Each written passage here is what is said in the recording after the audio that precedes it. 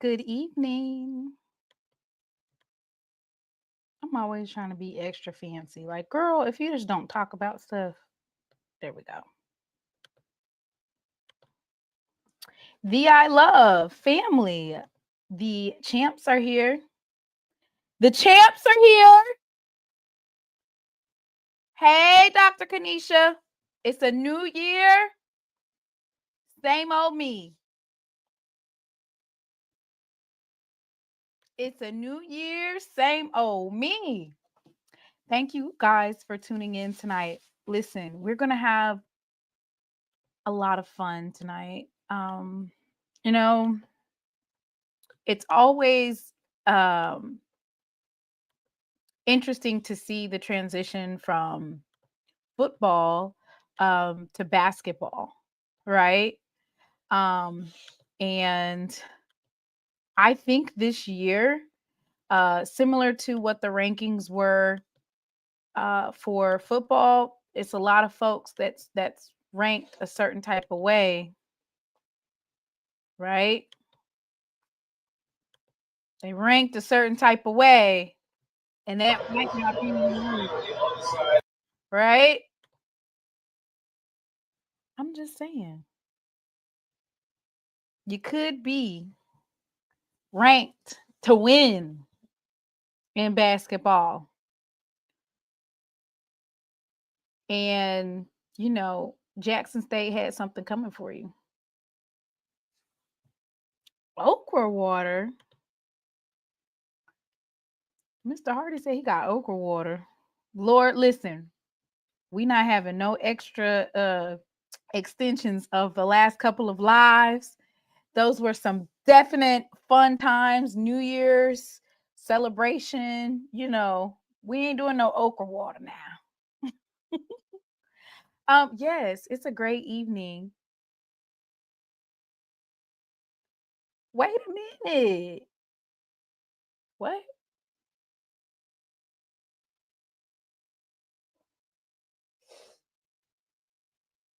Wait, that can't be right.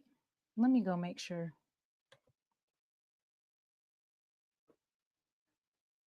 No, that's wrong. That's wrong.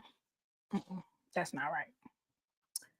All right. Y'all drop in the comments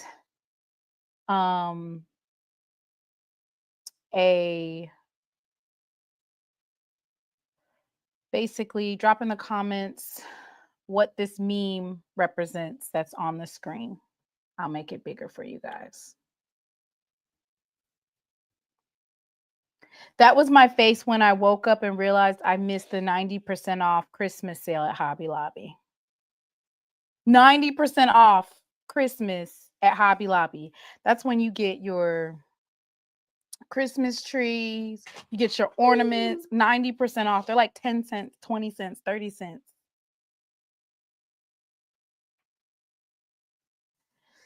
When you thought it was going to be Alcorn's year, but it's the year of the tiger. There we go. Y'all drop them in the chat, a caption. Post a caption so I can post it when the IRS is calling your phone.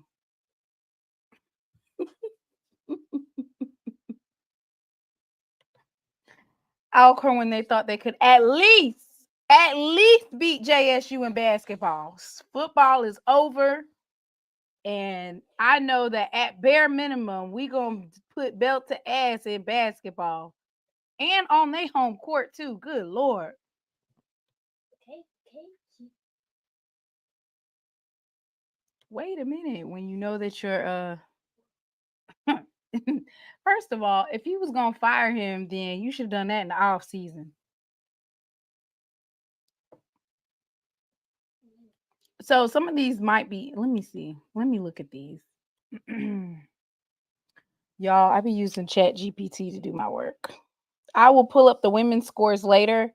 It once again, as somebody said in the chat, it's a great day to be a Tiger. I am excited to basically this season, which is SheLovesBall. Yes, it's still SWAC Saturday, but we're transitioning over to basketball. So this is episode 1.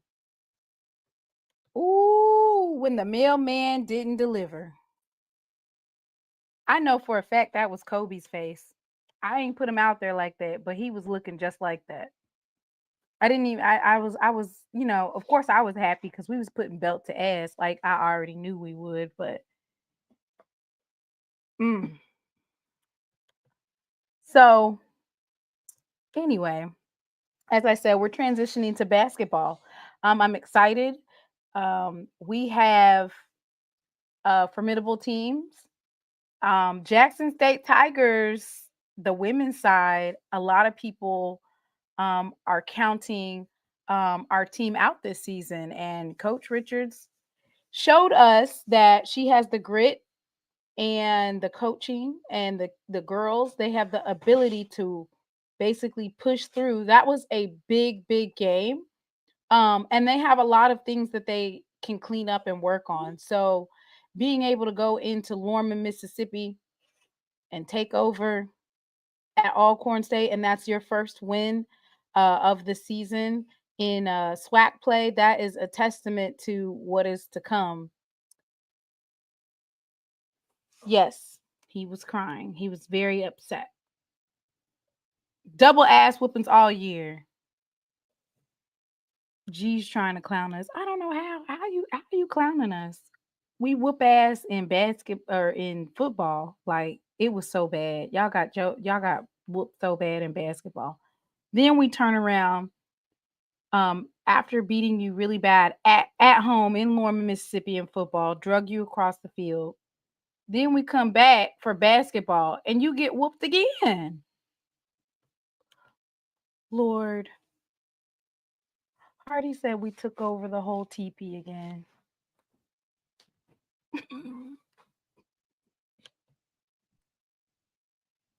So shout out to them big sad Braves. You know, it's I'm not even gonna lie. I'm so glad that I went to Jackson State. It's hard. It's hard when you see your rival and any and everything that they doing, it's just everything is bigger and better. Imagine the pure chaos in the SWAC if JSU wins a conference championship for basketball. Mm, mm, mm. So, I'm going to start off, of course, with the game. One of these days in the next week, I will be having a live to. So, I have a couple lives that I'm planning on doing. The first one is we need an introduction to the team. Here we go. She requested it. How could I not oblige? How you gonna fix it? You done messed me up to death with business. I done called the police because I'm doing a refund. A refund is due unto me. Don't feel like I just been abused down here today. God ain't pleased with this. You can't do the Saints like this. Boys, I don't even know what I'm gonna sit out here telling the police car. I'm gonna sit out here telling the police car. I'm doing a refund. Cause I'm doing one to me.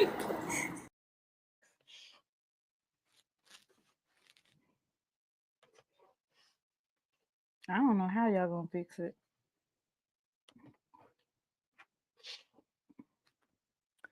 All right, so let's talk about this game. This is probably, of course, going to be the premier game, just because, of course, it's the I love, because I only love thee. I love a couple of other teams too, but in as terms of the SWAC, it's the I love all day long. I'm going to have a live later on this week to introduce you to all of our players because we have a complete brand new roster. Maybe I should do a small introduction of them tonight so that you guys know um, who you're looking at, right? Because our women's team looks completely different. We have some ladies on the team that we've never seen before. Some of you guys have been following during the off season, and for me, my main focus, of course, during that time frame was, of course, football, but they deserve an introduction just like our men's football team. So I will be doing a live just breaking down both the men and the women's team and the coaching staffs, just so you have an idea of who you looking at, where are they from. So of course, one of our biggest players today is Talia Dilworth. She is 5'8", and she's from St. Louis, Missouri. Of course, everybody knows that I'm from the Show Me State, so it's good to see somebody from the Show Me State representing at Jackson State. Talia Dilworth had 19 points today. Yeah, and she also had one block, one steal. And I'm going to read about her. She's a senior. She's 5'8", and her previous school was Kentucky State. So her season high, of course, was today at Alcorn, 19 points. And I feel like once we get into SWAC play, we are going to actually get to see the talent of these girls shine, right? It's real sticky when you do non-conference play because you're on the road a lot, sometimes weeks at a time, and you can get exhaustion from being on the you can get exhaustion from being on the road. What? How do you cheat in Lorman, Mississippi? How does that work? I've never heard of that before. I heard of cheating at your home, but y'all ain't pay the refs enough or what? What happened? What happened? You know what? I'm going to say this, and I'm not going to say it was cheating, but I will say this. There was a lot of fouls that were happening those last 2 minutes of the game. And I'm not talking about Jackson State. They was slapping hands and everything. Every time they stole the ball from Jackson State, they was slapping hands and everything. Ripping the ball out, but fouling. So y'all had ample chance to get it together. The next up, I want to introduce Zaria Glover. She is 5'10". Her hometown is Las Vegas, Nevada. She's a junior, and her previous school is Northwest Mississippi Community College. She does have a bio, so I'm going to read that.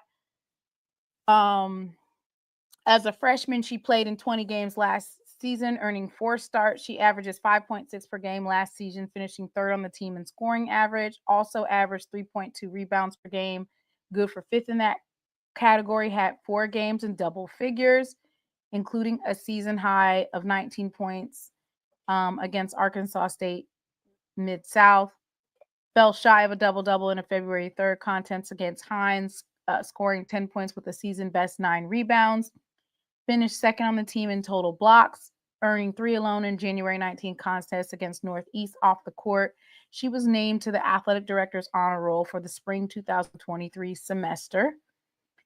She played for Coach Gage Hardy at Durango High School and helped lead the Lady Trailblazers to the second round of the NIAA Class 4A playoffs.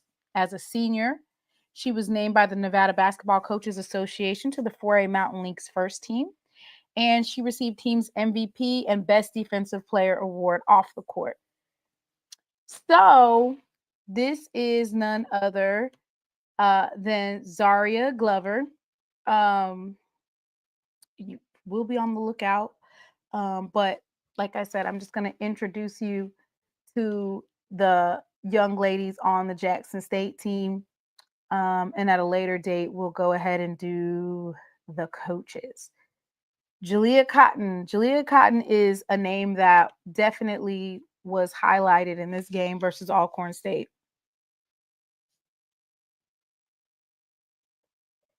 Definitely.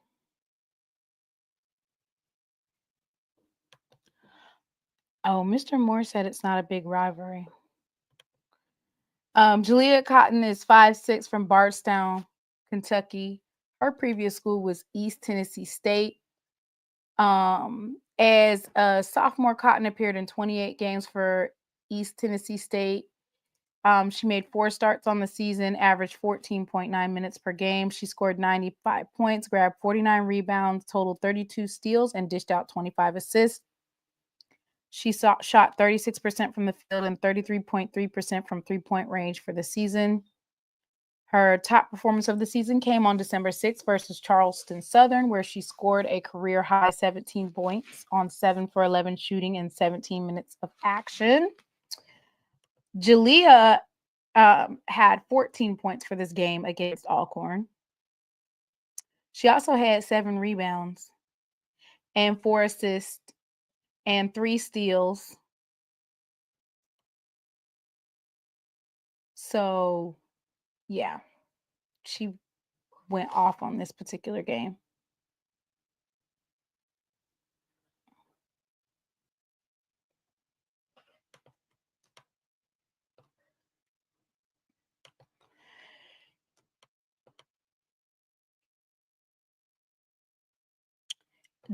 Diaka Berete, or I don't want to say her name incorrectly. I know her first name is Diaka. She's from Canada. 5'9" senior from Toronto, Canada. University of Science and Arts, Oklahoma. Diaka did really well at the free throw line. I remember that personally, that she did really well. Let me see. Yep. She was 4 for 4 today on free throws. 1 for 4 on 3-point. She played 12 minutes, had a 1 defensive rebound, 1 steal for a total of 7 points. So when it comes to free throws, because I think that's one of the things we're going to have to work on moving forward into SWAC play is, of course, the free throws. But Diaka did exceptionally well at the free throw line. Is there a JSU by 40 campaign for commercial for basketball. So the JSU 40 is actually for all athletics. It's not just for football. JSU by 40 is for all athletics. So if you would like to join JSU by 40, that's for all athletics.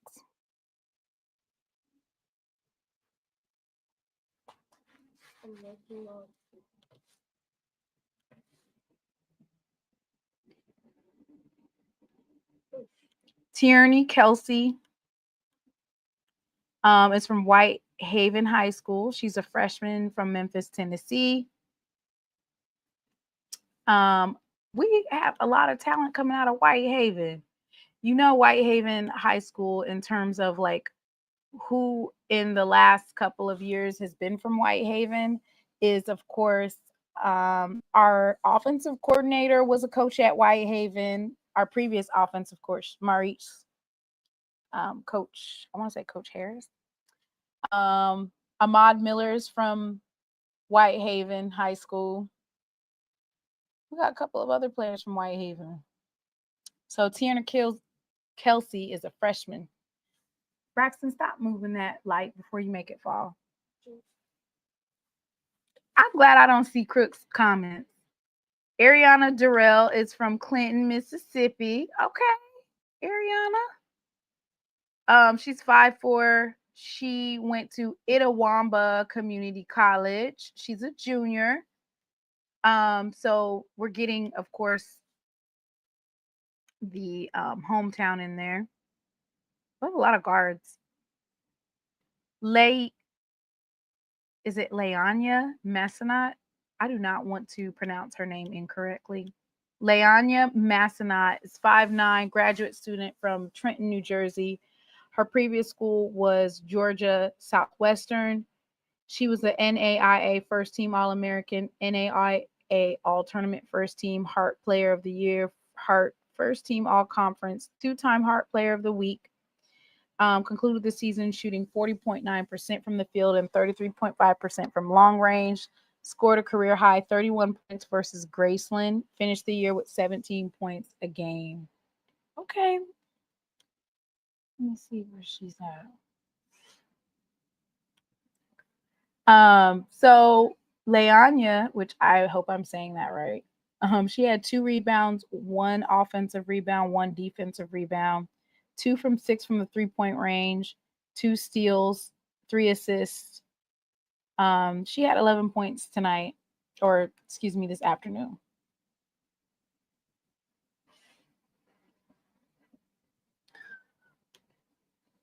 I bet JSU is one of the HBCU bands with Whitehaven students.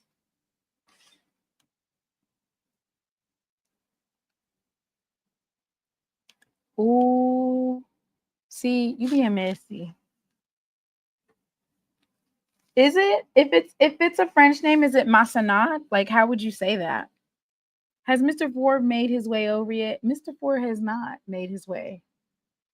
Did you hear that, Mr. Ford? He has not made his way over here yet. Ruthie. I'm not even going to try to pronounce her last name, but I want to introduce you guys to Ruthie. She's from Nairobi, Kenya. She's 6'4", a redshirt junior. She comes from Carson Newman. I remember listening to HBCU Go, which shout out to them for their coverage of the game. No, Mr. Hardy, we are not doing any more drinking right now. Here's my drink right here. This the most you're going to get out of me is a Gatorade.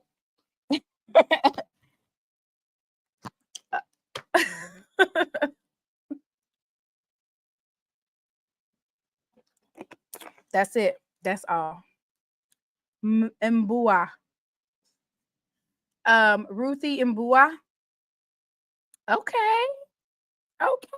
Thanks for the tip, Wit. Mbua. Yeah, you over here starting something. No, we sipping on Gatorade. Refreshing. All right.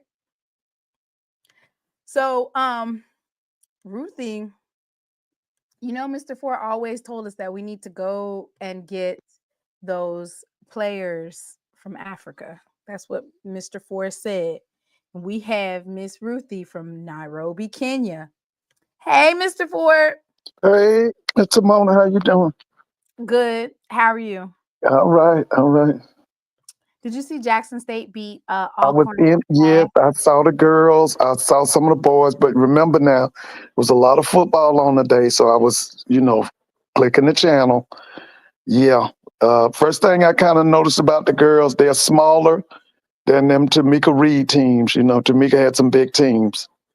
Yeah, Uh, because I think they wanted to focus more so on guard play, yeah, faster. So it's a smaller team, but the right, guard, we're going to see how that particular transition is for Jackson State, right? Because, like you said, we're used to basically out hiding right.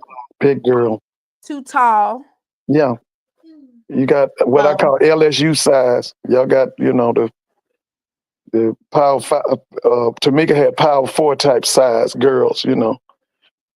She uh, I think y'all had a 6'5" center. Then you have a 6'5" and a 6'6" center or something. You had a so 6'5". Ruthie Mbua is 6'4". Oh, okay, and she's from She's from Nairobi.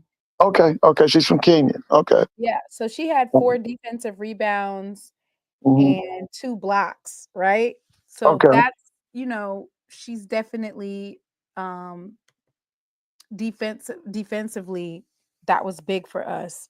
Going through it, I don't think there's anybody else that's taller than Ruthie on the team. Right. Right. Let me see. 1, 2, 3, 4, 5. I have 5 more girls I'm gonna go through, and then I'm gonna get your commentary on what do you think? Well, you said you've been watching a lot of football today. You Yeah. watched Washington versus Washington State, or I don't even know what was No, playing. I watched. Wait a minute. Of course, I watched Lamar Jackson. Wait a minute. That was Baltimore versus who were they playing? They beat them up, whoever it was. And now I'm watching. I got the TV's muted. I'm watching Cincinnati and the Pittsburgh Steelers. Oh, Yeah, in but Bua. listen, there's a lot. I heard you say that we transitioning. I don't know because listen. I've been having to deal with a million questions about football. Everybody wants to know, when is the signing date? The signing date is February 5th. Everybody wants to know every team's when do they go to spring training? When's the spring game? Well, Well, football is a year round, but I'm yes, it talking about is. in You're terms absolutely of right, baby. Because that's you really have even to though the wait and SWAC, see. nobody's playing SWAC football right here. They're still talking about it. Well, that's because they want to know if they can beat Jackson State. That's the only That's true. question that You're they right. Because that's probably what have. everybody's saying.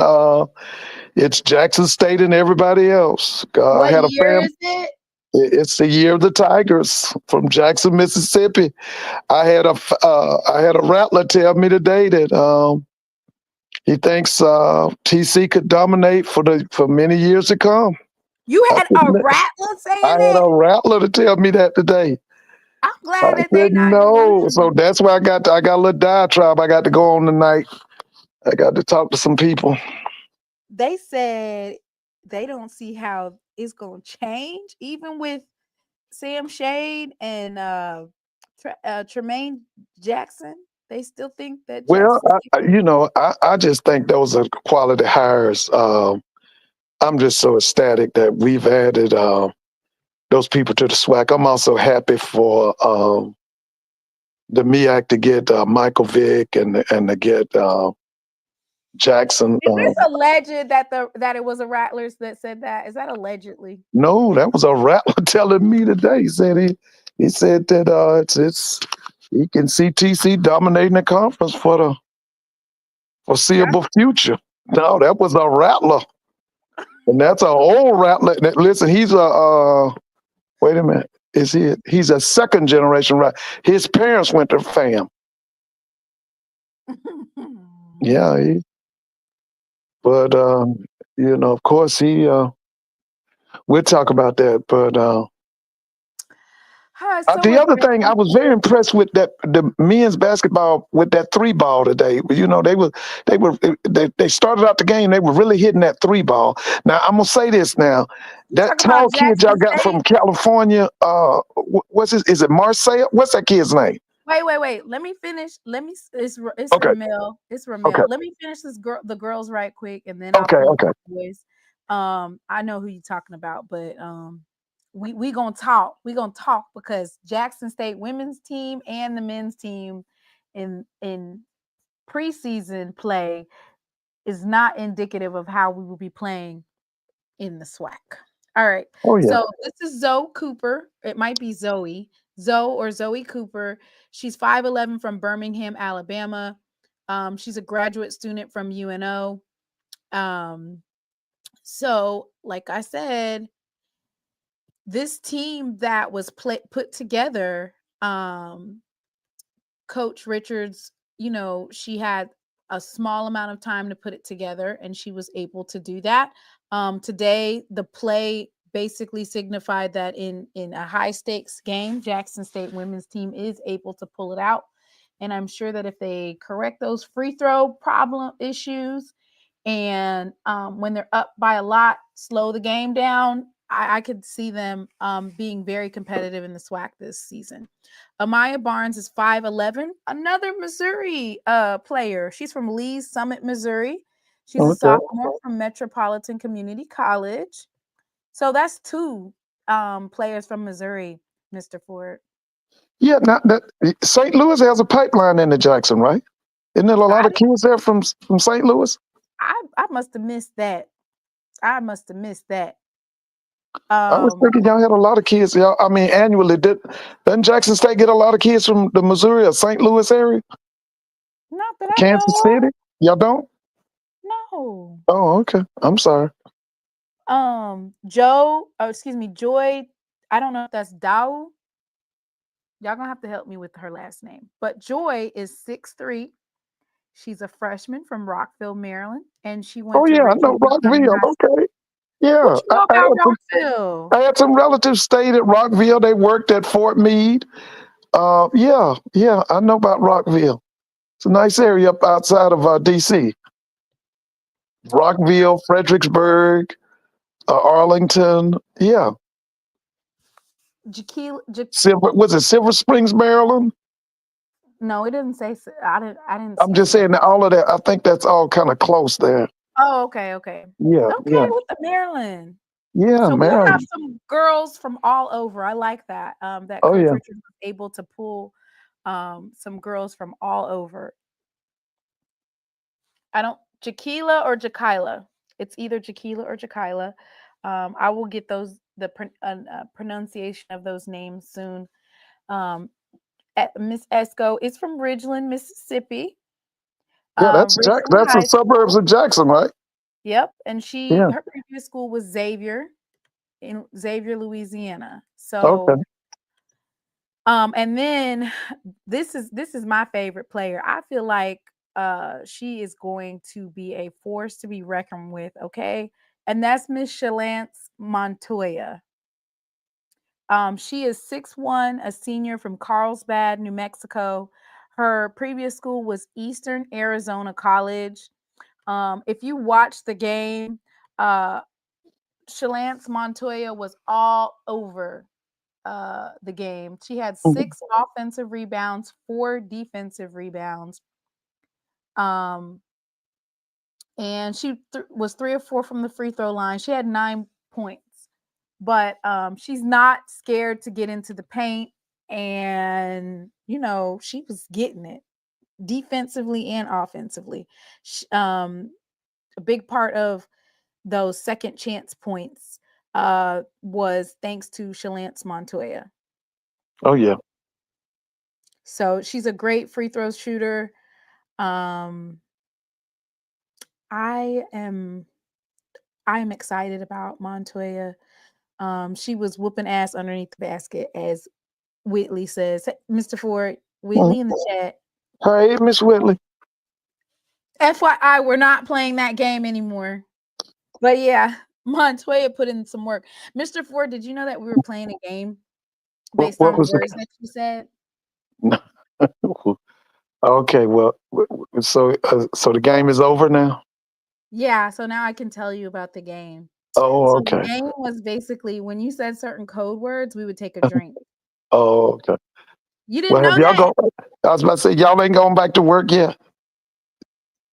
That's Monday. Oh, okay. Me too. Monday's my day. I got to go back to work. Yeah, so we're not doing it anymore, but we were. So like when you said drop the link, you got to take a drink. When you Oh, say okay. listen, got to take a drink. When you say Okay. hey, Miss Whitley, it Yeah, was man. Hey, fun. Mr. Whitley. I'm glad you didn't catch on. It was fun. Thank you for participating without knowing you were participating. Oh yeah. Oh Uh, yeah. yes, but you know what? A great game for Jackson State. I'm excited about the season for And, the and, and let me ladies. ask you this. Now, what do you know about Alcorn's coach? I didn't know him. Yes, you did, Mr. I Ford. mean, You want the young. He was the you want coach of the girl. you want to see Not the the team? men. I know Oh, him. okay. Because I'm I talking was about going to the drop guy that that was team. coaching the young ladies. What's his name? Let me go ahead and pull him up and get you some Yeah, information. because I was kind of Last lost on year it. he got them all the way to the SWAC championship finals. Oh, okay, okay. You remember that? They I thought that think I think now. it was Yeah, it ended up being Alcorn versus Jackson State, remember? right, I mean, right. Okay, we whooped them really bad, but they did make it way further than what they thought they were going to. right. Let me see if I can get the coaches up. Hang on just a second.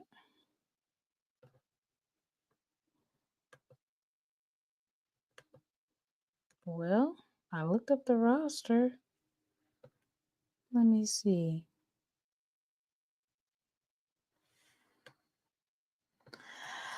Alcorn women's basketball coach. He coached a heck of a game. His name is well, of course, last season. Nate Kilbert is his name. Now is he an Alcorn graduate? Oh wait, is that the right one? Yes, Nate Kilbert. Having experience firsthand having experience success firsthand at Alcorn State University, Nathan Kilbert was named the head women's basketball coach in May of 2020.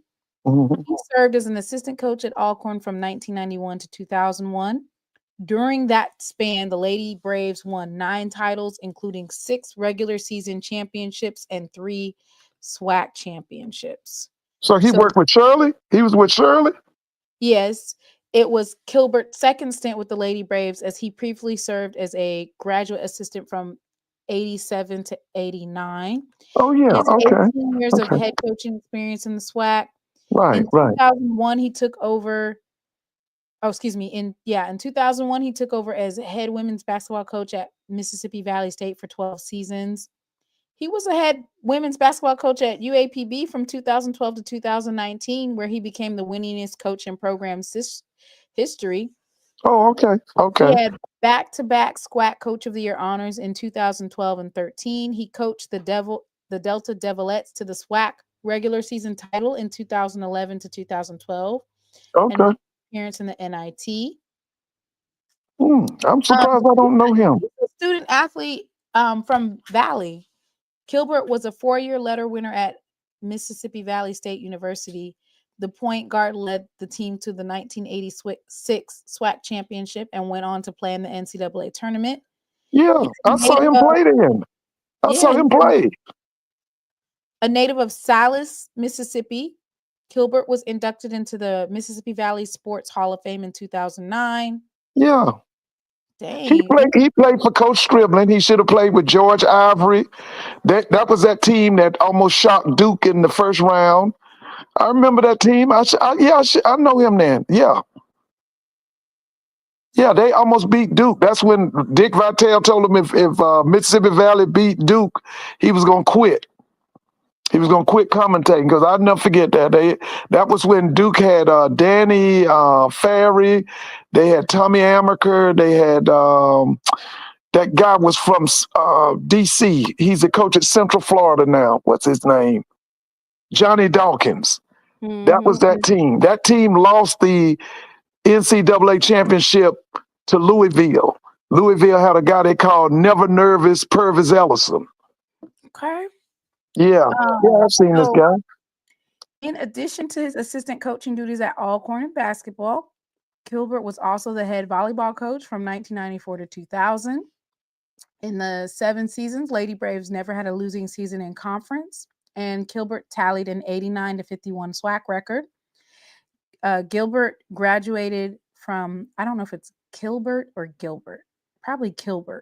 Graduated from MVSU with a bachelor's in health, physical education, and recreation in 1987. He earned his master's in secondary education, health, and physical education from Alcorn in 1989. Okay, Mr. He is SWAC. Oh, yeah, definitely. He's SWAC. Yes. He's definitely SWAC. So I'm excited, Mr. Ford, because I think that our girls are going to be competitive this year. Oh, yeah, definitely. So definitely. You know, I know that the SWAC has good girls basketball anyway, all around. Yeah, I think that the folks were counting on Coach Reed being gone, that Jackson State was just going to lay down, and that's not how it's about to be. What did you think about the HBCU go? You know I love HB. Long as what's his name? Charlie O'Neal? Charlie Neal? Yeah, Charlie Neal's on it. You know I love it. You know, whatever he's on, I love it. Yeah, you know, I grew up with him with BET. Yeah, I love HBCU go. All right, so let's go get on to this men's belt to ass. I mean, that's like adding insult to injury, right? Because they were expecting to beat Jackson State.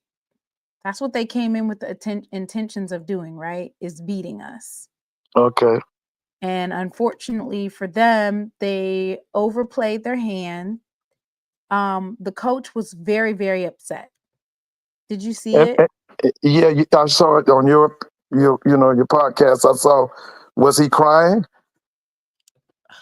He was very upset, Mr. Ford. Well, I'm a fan of his. I like him, just like I like your coach. Huh? You know he was named as one of those coaches that was trying to go to FAMU. Yeah, his name is Bussy or something, isn't it? Yeah. He's a good coach. I think he came from Xavier. He's a good coach. He's a good coach. I thought that in the first half, because that's all I saw was the first half. I thought the 3-ball that Jackson was hitting was the difference. Y'all were very consistent behind the 3-point line. Now, let me just say this here now. I still think y'all underutilizing that kid is named Mansell, that 6'9" kid from California. Romel Mansell. Listen, it's a lot can be done with him now. I like him. He has a great attitude. He seems to have a high basketball IQ. I just think that he's being underutilized. It's a lot can be done with that kid. It's a lot can be done with him. See, when you got a kid like that, you can post him. You can put him at the what we call the intermediate game, the 10, 15-foot jumpers. You can play him behind the 3-point. And then the thing about him is he's willing to play defense. And then this guy can lead your offense out front. And he's 6'9". So I'm just saying now, that guy, listen now, I thought that he's being underutilized. I just watched the first half. But I think that kid can be a monster. Now, how many years of eligibility he got left? Is this it for him? I think he has maybe one more year. Okay, so in terms of points wise, we got Deshaun Ruffin, right? Right. Was that the kid hitting the side jump? You had a kid he was hitting the side jumpers. I can't remember his name, but he had a beautiful shot. I can't remember his name. Dorian McMillan was the one that That's came him. out. He came out acting like he was a little Steph Curry. And Yeah, that's the kid I'm Jamie talking about, Mitchell, McMillan. Jamie Mitchell too. Jamie Mitchell was 4 of 6 from the 3-point Ooh, range, and then Dorian McMillan was 2 of 5. I mean, they just came out like, what is going on? I oh will yeah, say they were. it's good to see Kivion Hunt. I want to say he's a holdover from last season. What was his number? Number 5. Right, I remember him. Yeah, 4 of okay. 6 for field goal range, 1 of 1 for a 3-pointer, 11 or 12 for free throws. So he had a high of 20 points this particular game. I mean, I really feel good about the Jackson State men's team. Of course, Yeah, you know, going into the next season, or no, not next season, but going on as the season progressed, I feel like this team has had a very, very hard post or preseason conference play. I mean, they were on the road everywhere. They even came to High Point, North Carolina, to play the High Point men's team. right. And you know, they've had some instances where they've had some competitive games, some close games. So it's good to see them now in SWAC play, because if they're able to, you know, keep that 3-point range going and compete to that level, I really think that Jackson State is going to be a force to be reckoned with this season. And I would like to see them. And I'm not trying to tell your coach how to run his team. You got a kid that's almost 7 feet tall. And I'd like to see them do more pick and roll with him, and for him to set more picks for those guards. Because when you got a kid that big, you can do a lot of pick and roll, giving goals with him. You And talking I'd like about, wait, who are you talking he, about? he transferred from Florida A&M, I think. Okay, let me see. We He was, got a lot of, so we have and once again, like I said before, I'm going to do a live to break down the coaching staffs and the right. players at a later date, like in depth. But let me see who you're talking about. Tamarian Hoover is 6'5", 165 pounds, from Yazoo, Mississippi. Dorian McMillan is Mhm. a freshman. He's a freshman, Mr. Ford. Right. The one shooting on them threes is a freshman. He's 6'3" guard from Pascagoula, Mississippi. Oh, yeah, some athletes come out of Pascagoula now. Jalen Tatum is 6'4" from Holmes Community College. He's from Pine Bluff, Arkansas. How'd y'all let him get away? Jamie Mitchell Jr. is a redshirt sophomore from Jackson, Mississippi. He's from Forest Hill High School, a transfer from Alabama State.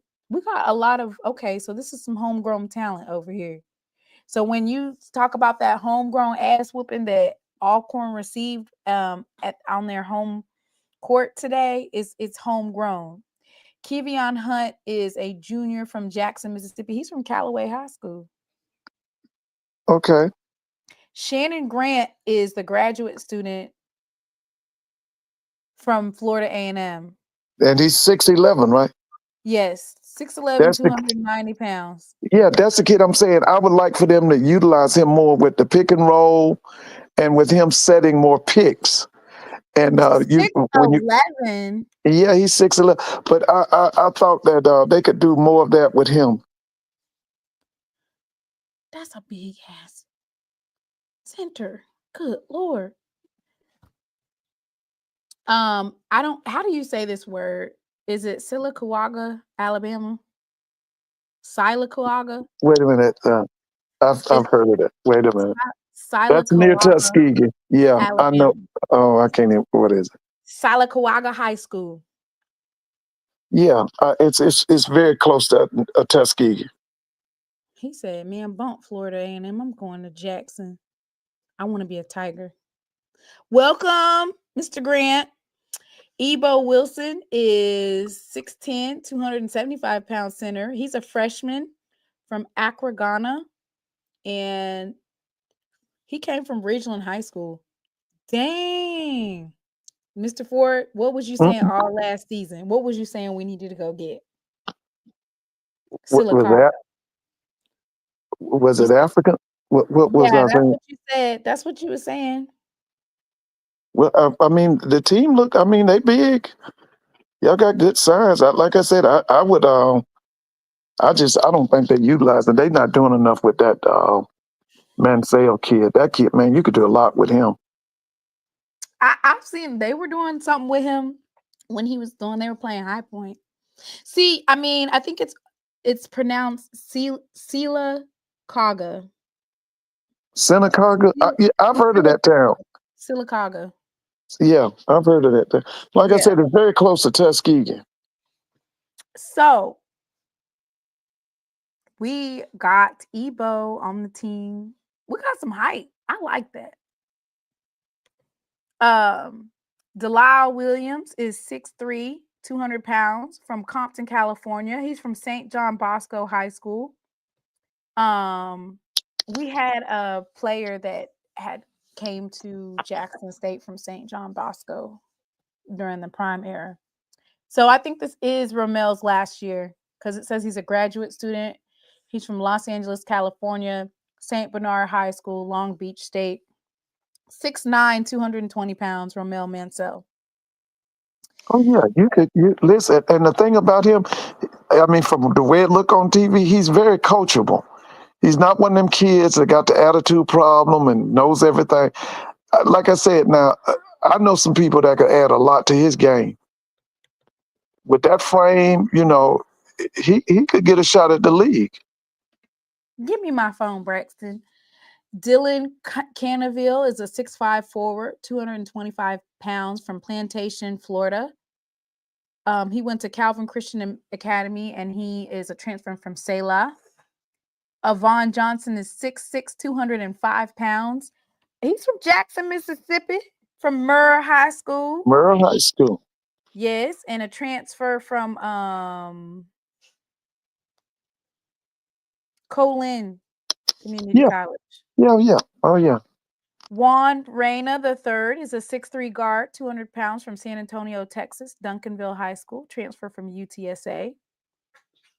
Marcus Watson Jr. is a junior from Chicago, Illinois, Morgan Park High School, Mineral Area. Listen to some big time kids that come out of that school. Morgan Park. School? Morgan Park. That's a big time high school in Chicago. They used to turn out McDonald's All-Americans out that school. Remember Iman Shumpert? Remember him? Yes, I remember him. He was married to they not married anymore? No, Mr. Ford, they're not married. He went with Amber Rose. But he came to Georgia Tech. He played at Georgia Tech. He was on the team with LeBron, I think, at Cleveland. Yeah, that's how they won that championship, right? Yeah. He was. I think he's from what do you call it? Morgan. What's the name of the school? Morgan Park High School. I think he's from Morgan Park. We'd have to look it up, but I know he's from Chicago. They said Sylacauga is near Birmingham, 73 miles from Macon County, where Tuskegee is located. Oh, okay. I thought it was closer than that. Mr. Max said, "Where's Wakanda?" Because he needs directions. Because it's fictional. All right. Deshaun Ruffin, of course, everybody is big and high on Deshaun Ruffin because that was a big pickup for Jackson State. And we actually had Deshaun Ruffin on our roster last year. He transferred from Ole Miss. He's a combo guard. As a prospect, he was a 4-star. As a transfer, he's a 4-star. So not Jackson State getting a 4-star in basketball. He's a guard or forward? A combo guard. Okay. And how many years eligibility he has? Probably 2 or 3. That's okay. Put up your Pokemon card. Jackson, Mississippi, Callaway High School. I mean, we really are homegrown, right? David McDaniels, a 6'8" forward, 215 pounds. We got some height. From Alpharetta, Georgia, Chattahoochee High School. Oh yeah, yeah. I know. Yeah. I know. Yeah. Oh yeah. Oh yeah. That's North Fulton. That's I'm in South Fulton. He's in North Fulton. Okay. Yeah. And then he's a junior. And then Coandric Samuel, that's a holdover from last season because we had quite a few young men go into the transfer portal or graduate. So he's 6'4", 200 pounds. He's a senior from Jackson, Mississippi, Callaway High School, and a transfer from Colin Community College. I'm wondering, you know how they did this little update with football and stuff like that? I'm Hmm. wondering in terms of like if you went to community college, I'm wondering are they going to do that for all sports? You mean give him that extra year eligibility? Right, like in basketball too. It'll be Yeah. interesting I'm thinking. Yeah. if they're going to do that. Yeah. I'm quite sure they are. Ruffin is a McDonald All-American. He's the first in the SWAC, Oh yeah. allegedly. Oh yeah.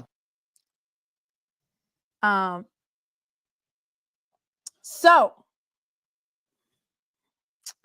now, Mr. Ford, you wanted to Mhm. talk about the men's team. Yeah. And Yeah. There were a lot of good things I saw today. Now I heard you talking about that Bussy man.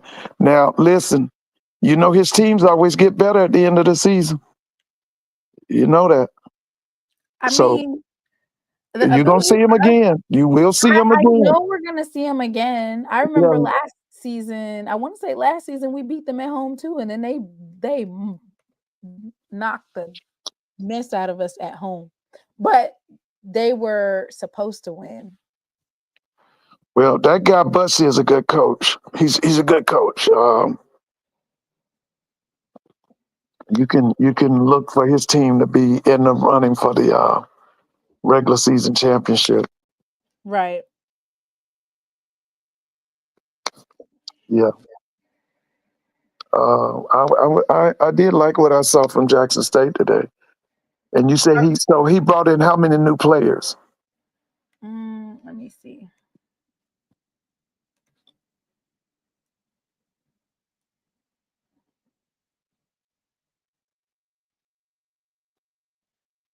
I want to say at least six or seven.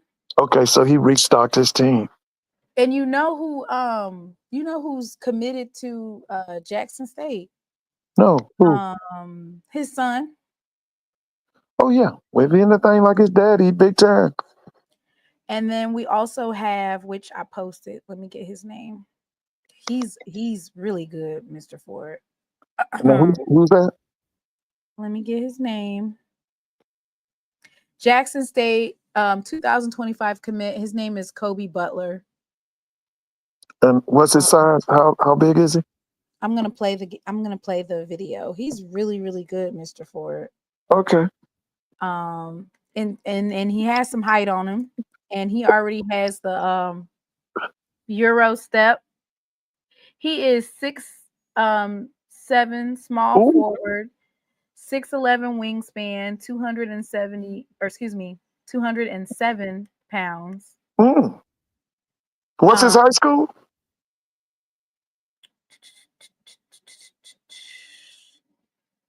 um, Archbishop Shaw. And that's where? What city? I want to say this must be in the state of Mississippi. Here, let Okay. me say Archbishop Shaw. Let me see. If y'all know where Archbishop is, say it in the chat because I'm trying to pull up his here it is right here. And he's already committed to the Jackson State University. Oh yeah. So Oh yeah. don't be trying to steal him. Oh, that's okay. So Archbishop Shaw, is that in Jackson? Ain't no Archbishop in Mississippi. Jeremiah said no. Let me figure it out. Archbishop Shaw. Somebody said Louisiana. Let me Oh, see. in Louis. Okay. Okay. Oh boy. Uh-oh. Yeah. Dang, why can't I? Y'all are over here being funny. Somebody said it's in Wakanda. Stop playing on the phone. Somebody look it up. Where is it at? It don't matter. Wakanda, Louisiana, Mississippi. It's Jackson State by 40 next season and this season too. Braxton, did you break my phone? That- hey, can you hear me? Yeah, I can hear you. My son done broke my Okay, he phone. looks good. His highlights look good. He looks dominant. Yeah. He looks dominant. I'm Ooh. getting ready to look it up. Now, what other Some- schools was recruiting him besides Jackson State? Oh, Archbishop Shaw High School is in New Orleans. Oh, in New Orleans. Okay. Yeah, this kid looks dominant, man. This kid looks good.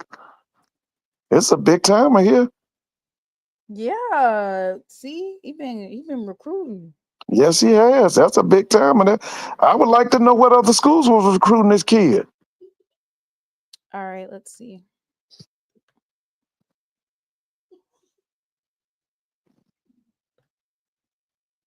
Mm.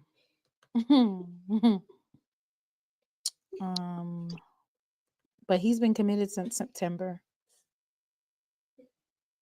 Oh, he looks good. Yeah, I don't have all his other offers. But you know, he's one of the top prospects in the state of Louisiana. I can see that. He I has a can see that. 31. He has a 31 on his ACT. Whoa. So he's Oh, so you smart. got a scholar athlete. Oh, okay. Well, let me see. I don't know if it's too late. I'm just now seeing this. You might have a special guest, Mr. Ford. I don't know if he's gonna come on or not. Okay. He wants to chop it up with you about history. He's a Fisk alum. Oh, he's a Fisk graduate. That's the Mhm. school that gave you Nikki Giovanni and W.B. Du Bois. Yeah, I wasn't looking. Okay. We got a Picayune and a Rolling Fork though. It's Archbishop Shaw is an archdiocesan school administered under the Salesians of Don Bosco. What? They giving out addresses. Marrero, Louisiana, Mr. Ford.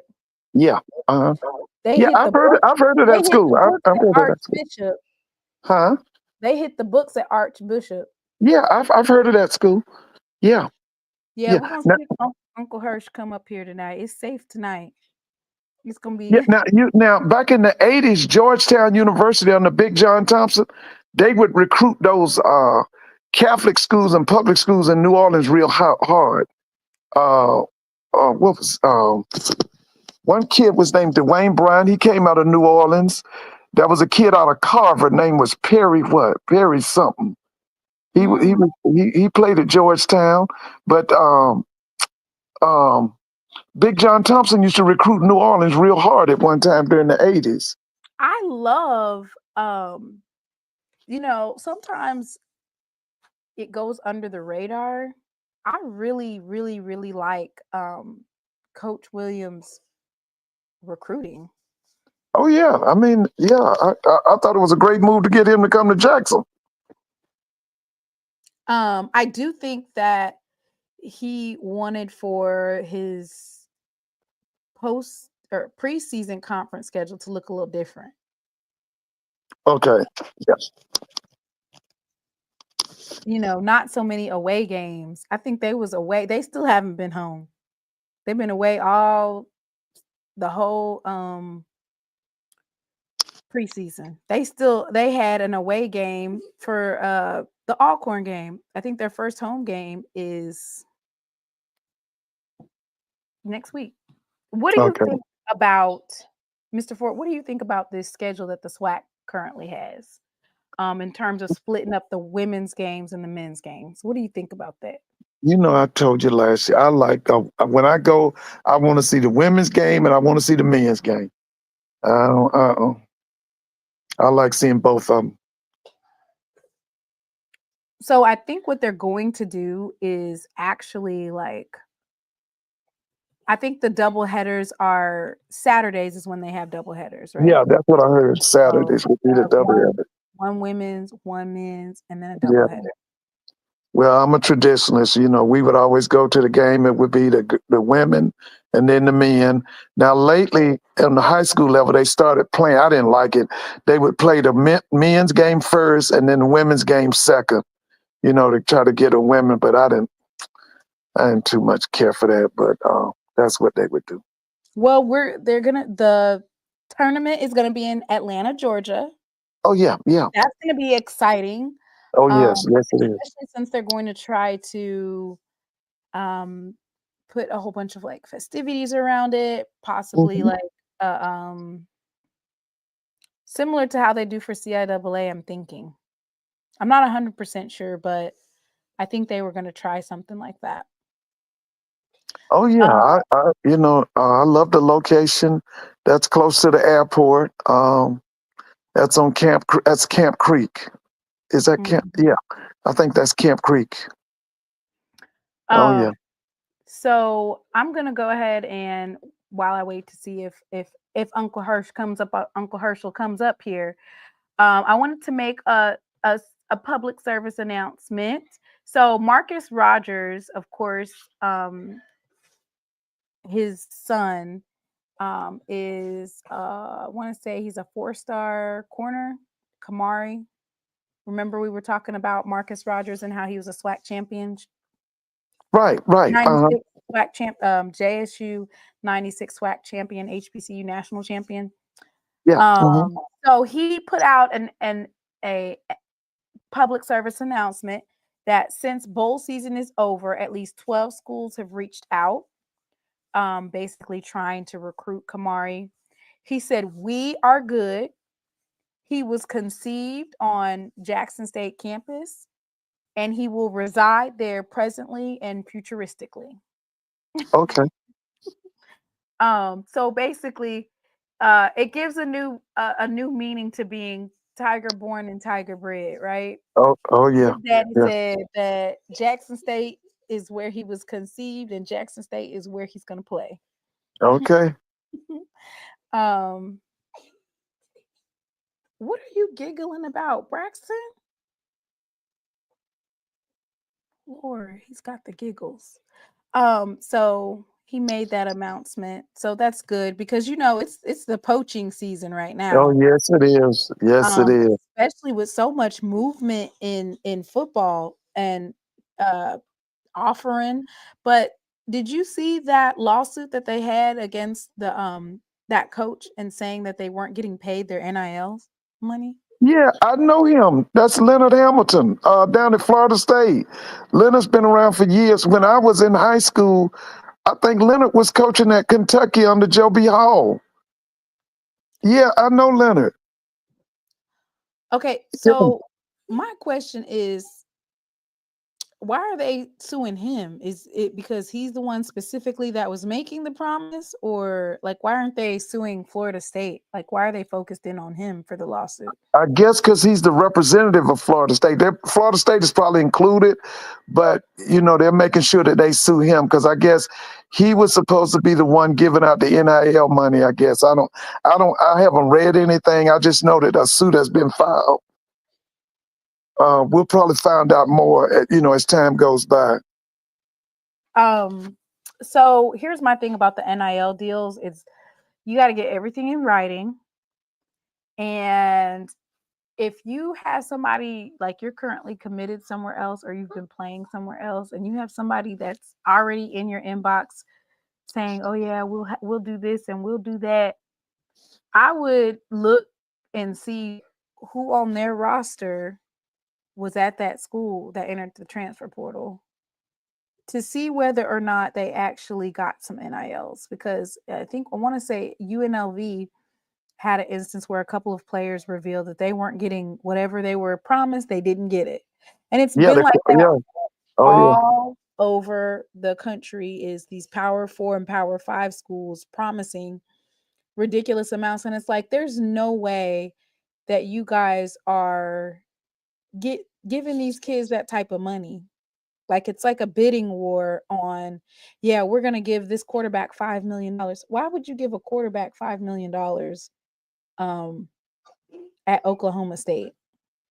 Well, Like didn't the kid at Colorado, Shadur, didn't he get 4.7 million? Shador's NIL deals were not pay for play type of deals. His daddy, regardless of if they was getting the money, he at least made Shador put out a commercial or something. Okay. And I Okay. think that once again, I'm not gonna say his are inflated, but like because I think his dad was actually getting them some deals. So like Travis Hunter and the Adidas deal, or Shador and the Nike deal, or Because Travis was getting like was Travis getting 2 million? What was Travis? Was it 2 million? I don't know if they really got that money. I think it's like endorsement deals. Okay. Okay. I'm sorry, I don't see how these things are calculated. I think it's calculated a certain type of way. Okay. So I am going to go ahead and let Mr. Ford and Mr. Herschel chop it up history style. Um and so I'm gonna just be listening. How you doing, Mr. Herschel? Hey, baby, how you doing? I'm fine. Would you like to introduce yourself to everyone before you and Mr. Ford chop it up? And then I'll just be listening. Yeah, my name is Herschel Parquet from Louisiana. Great uncle of Mr. Ladarius Arsenal, and I'm glad to be here. Okay, it's nice to have you on. And as you know, Herschel wanted to chop it up with you, Mr. Ford. And Herschel, you're Uh-huh. a graduate of Fisk University, is that correct? Yes, ma'am, class of 77. Okay, well, I'm gonna let y'all chop it up, or if you have questions for Mr. Ford, or I'm gonna let you guys take the floor. This is history for tonight, y'all. So everybody enjoy. Yeah. And let's see. I think I visited Nashville the fall of '77. I came up to Nashville to see Tennessee. I was in high school. Tennessee State and Florida A&M played at Vanderbilt. They were Yes, both sir. undefeated, and I think Tennessee State. That was the freshman year of Joe Adams. You remember Joe Oh, 747? 747? Yeah, 747? 747. Yes, He sir, was Joe out of the Adams. state of Mississippi. Yeah, Joe Adams. He's from, Um, he's from Gulfport, right? that's right. He was from. He had originally signed, I think, with Jackson State in some kind of way. Big John them got hijacked him and brought him to Nashville. Oh, And Big John was one. He was one to take one, you know. yeah, he was the man, man. I used to recruit for Coach Gillum Senior, um, Okay. Joe Gillum Senior. Yeah, uh, I learned a lot from him talking to him. And do you remember Cat Coleman? I don't. Um, Was he that at was a Tennessee State? Yeah. He was at Tennessee State. Now at the time, Tennessee State's athletic director was a graduate of Fisk. I'm trying to Right. think. What was Alvin Whit? Was it Alvin Whitman? I believe that's him. Yeah, he was a Fisk graduate. Correct. Yeah, yeah, he was a Fisk graduate. Oh yeah. Now, do you remember J.J. Jones? He was a Fisk quarterback that went to the Jets. Yeah, I remember JJ. J.J. Yeah, you remember J.J. Okay. Yeah. Oh yeah. I, hey, Mr. Ford, I was going to ask you a question really quick. Okay. You from the Atlanta area, right? Yeah, that's where I live. Uh huh. Right. So you familiar with Morris Brown? Yes. Oh yeah. Oh yeah. I grew up AME. I was my parents, our church was an AME church, so yeah, definitely. Yeah, we knew about Excellent. Morris Brown. Man, I wanted to ask you, do you remember a band, not the marching Wolverines, but a band like a musical band. I think they are Morris Brown graduates. Do you remember that Brick. band? They were called Brick. Are you talking about Brick? Brick. Yeah, Brick. Yeah. Yes. Yeah, I remember Brick. Oh my Listen, God. Yeah. one of the members of Brick married our mayor's wife. We had a Really? mayor named Maynard Jackson. He and his wife, his wife was named Bonnie. Bonnie was from Durham. I don't know if she was a Central graduate or not, but Mhm. that was Maynard Jackson's wife. Okay, they get a divorce. She marries a member of Brick. Wow. Yeah, man, I've been Yeah. looking for that band for so long, so long. Oh man, I play that stuff all. I go to YouTube and put in Brick. They got they appeared on Soul Train several times. American Bandstand. Yeah. They had one called Disco Dash. They had one called We Hmm. Don't Want to Sit Down, We Want to Get Down. Right. Um, yeah. Now after Brick and after they faded out, we had another Atlanta band called SOS. Do you remember SOS? Oh yeah. Oh yes, I do. Yeah, that was an Atlanta band too, but they came after Brick. Right. Yeah, SOS. You can't find anything on like the streaming platforms. It's so limited for SOS. yeah. I used to can pull up a few because they were hot for about 3 to 4 years. SOS Yeah. was that girl, well, not that girl, but the lead singer Mary. Mary was from Savannah, I think. I'd have to go back Hmm. and do the research. Now there was a guy. He his name was Mark Smith. Mark was in SOS. His mother was the secretary for the president at Clark for many years. I think Right. her name was Doris Smith. Yeah, yeah. But yeah, Mark was his mother worked at Clark. He was a graduate of what we this high school here called Mays High School. Right. Yeah. Oh my goodness gracious. Yes, sir. Brick, man. Great band. Oh, they were great, man. Oh, man, we loved them, man. That's I think their first hit was like 76. Was it Right. 76? Yeah, they were disco band. They were really 76, 77, 78. They were really hot, man. And then Yes, they kind sir. of faded. And then after they faded, we had the era with SOS band. The And SOS Tell Me If You Still Care. Oh my yeah, goodness. that's it, man. That one of them albums, I think that album sold maybe 1 million or 2 million copies. Right. That was also the era of do you remember the guy Kashif? It, the name rings a bell, but I Just can't look him recall up. at the Kashif moment. was real hot during that period. Kashif was also friends with what's that guy's name? He's the sax player. He's from Seattle. They were all good friends because I can't think of that guy. Kenny G. You remember Kenny G? Kenny G, yes sir, yes sir. Kenny G was real good friends with Kashif. Now Kenny G was given his break by a guy. It was a jazz fusion group called Jeff Lober Fusion. I don't know if you remember Jeff Lober. He They had gave a couple he of gave hits, right? yeah, Jeff Lober Right, Fusion. The guy who I was about to say, let's see, Jeff Lober. Jeff gave Kenny G his break before Kenny G went solo.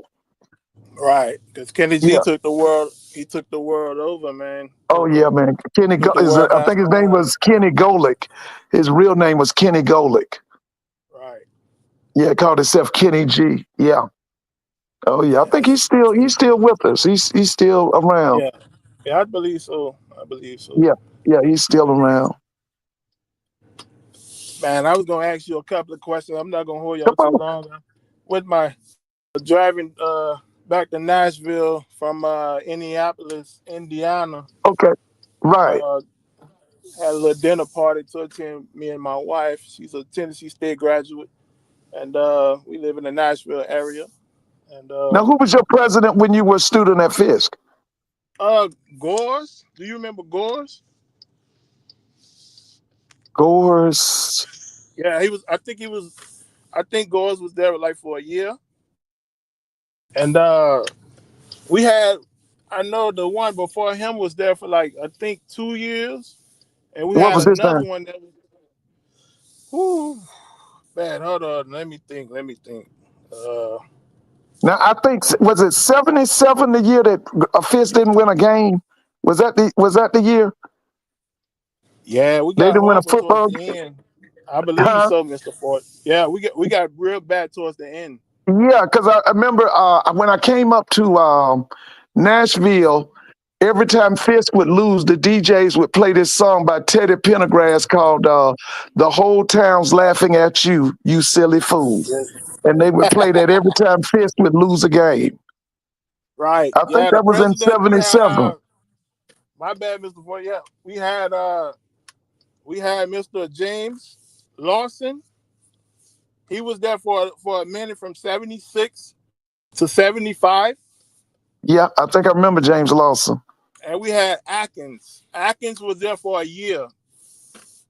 And then Gores took over for a year. So we had like a real presidential limbo going on in Nashville. Yeah, because now you had a president that stole. I mean, he destroyed the endowment. Was Oh, his name Leonard? You remember? Was it yeah, Leonard? Walter Jewel Leonard. He had lived in Atlanta for years. Right. He was a crook. He had a Harvard background, and he destroyed Fisk. He Endowment. destroyed their endowment. Yeah, and that was the first time Bill Cosby came in and helped Fisk out. That was Right. during Yeah. the like 82, 83. Yeah, Leonard was there from 77 to 84. Right. And they were in Dire Straits 83. I mean, it was really bad. And I remember Bill Cosby stepped in and Right. bailed them out. And they got Leonard out and put Ponder in. I think it was Ponder came from what, Benedict or somewhere? Yes, Where I did, believe where did so. Ponder come from? It had to be Benedict. I think it was That's what Benedict. I Yeah. remember. Yeah. Ponder was a part of the resuscitation of the school once they got that Bill Cosby money. Right. Yeah. Oh, yeah. Seems like that's a common theme. Somebody always coming in trying to steal something. Yeah, I remember. Now I remember Hazel O'Leary being president. Uh-huh. I'm trying to think who else. Oof, I don't have my stuff You in had a front of me. long list of presidents. Yeah, you did. You had a list of presidents. My memory isn't. Yeah, that's what I'm saying. I don't have my computer in front of me because, like you said, y'all was kind of. Now I'm really happy about that gymnastics team. Oh Um, yeah. Yeah, I'm really happy about that gymnastics team up there and what they're doing. Now we have, I think it's two other HBCUs now with gymnastics teams. Is that right? Talladega and And is it Dillard? Talladega and Wilberforce. Wilberforce. I believe. Okay. Yeah. Yeah, Right. Right. Right. Force. You know, Talladega's the school. That's the alma mater of one Deion Sanders. Yes, that's correct. Oh, what they call him, Yeah. slime? Yeah. What they That's call him. him, Coach slime? Slime. Coach Slime. He's a snake. Yeah. He's a Yeah. snake. He is. You No remember good. William Harvey was president at Hampton? Oh, Dr. Harvey. Dr. Yes, Harvey, I he's do. also a graduate of Talladega. Yeah. Oh yeah, yeah, Hey, he's a he's good. sitting on some money now. He's a genius. Oh yeah, I just yeah. I really just hate how he do you feel as if he wanted to abandon the MEAC? And he did it. I mean, to the chagrin of many, he pulled them out. He plotted that for about 10 to 15 years. See, he wanted to join the Patriot League, but they wouldn't accept him. He tried for many years to join the Patriot League. They wouldn't accept him. Because see, when I started keeping up with Hampton, they were Division II and they were in the CIAA. He stayed in the CIAA for a number of years. Then he left the CIAA and went MEAC. And while he was in the MEAC, he was plotting to, he took over the MEAC by placing one of his lackeys, one of his puppets by the name of Dr. Dennis Thomas in as the commissioner. But at the same time, secretly, he was plotting to try to join PWI conferences. The one that would not accept him was the Patriot Conference. Okay. And so when he left, things just fell apart. Because, like I said, I tell people all the time, if you go back and look it up, Dr. Dennis Thomas was he was the commissioner of the MEAC for almost 20 years. He did absolutely nothing.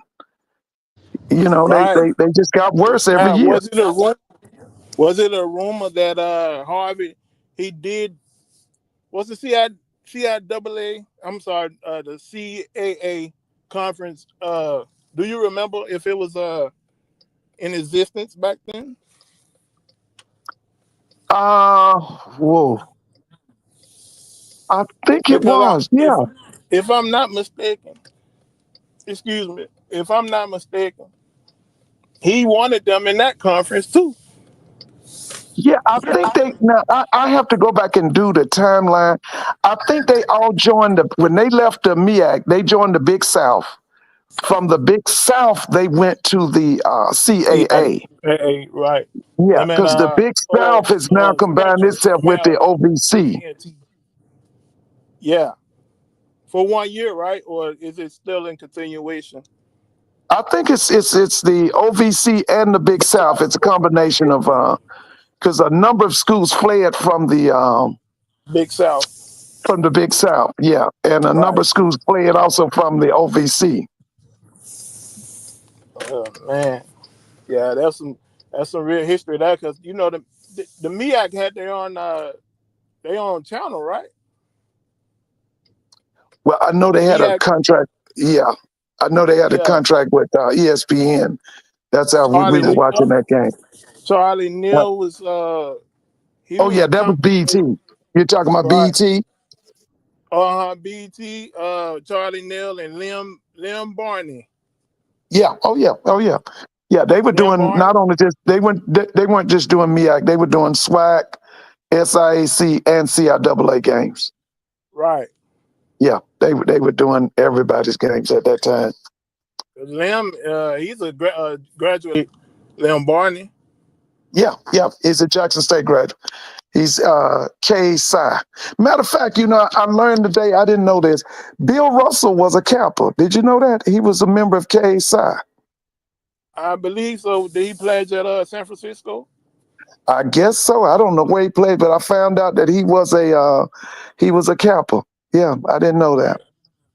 Yeah. Yeah. There's a lot of basketball players with Capitals. Oh yeah. Chamberlain. Yeah. Wilt Chamberlain. Okay. So Wilt was a Kappa also? Yeah. If I'm not mistaken, Jerry Stackhouse might be one as well. Okay. Okay. Oh Seems yeah. like a common theme. Oh yeah. Well, let me ask you a question. What do you think about a 20-team super conference?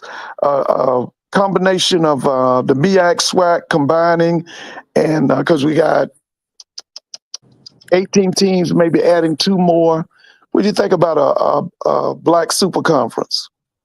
Mr. Ford, I've been listening to you. My great nephew has been sending me the link to this show, and I've been listening to you say that. And people always shut you down when you say that.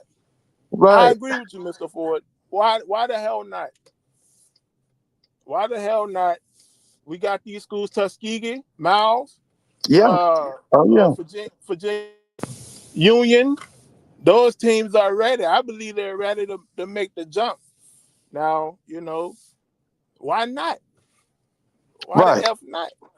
Because Well, let they're me not. ask you this Go ahead. question. Go ahead. What would be your advice if you had a chance to talk to the president at Tennessee State?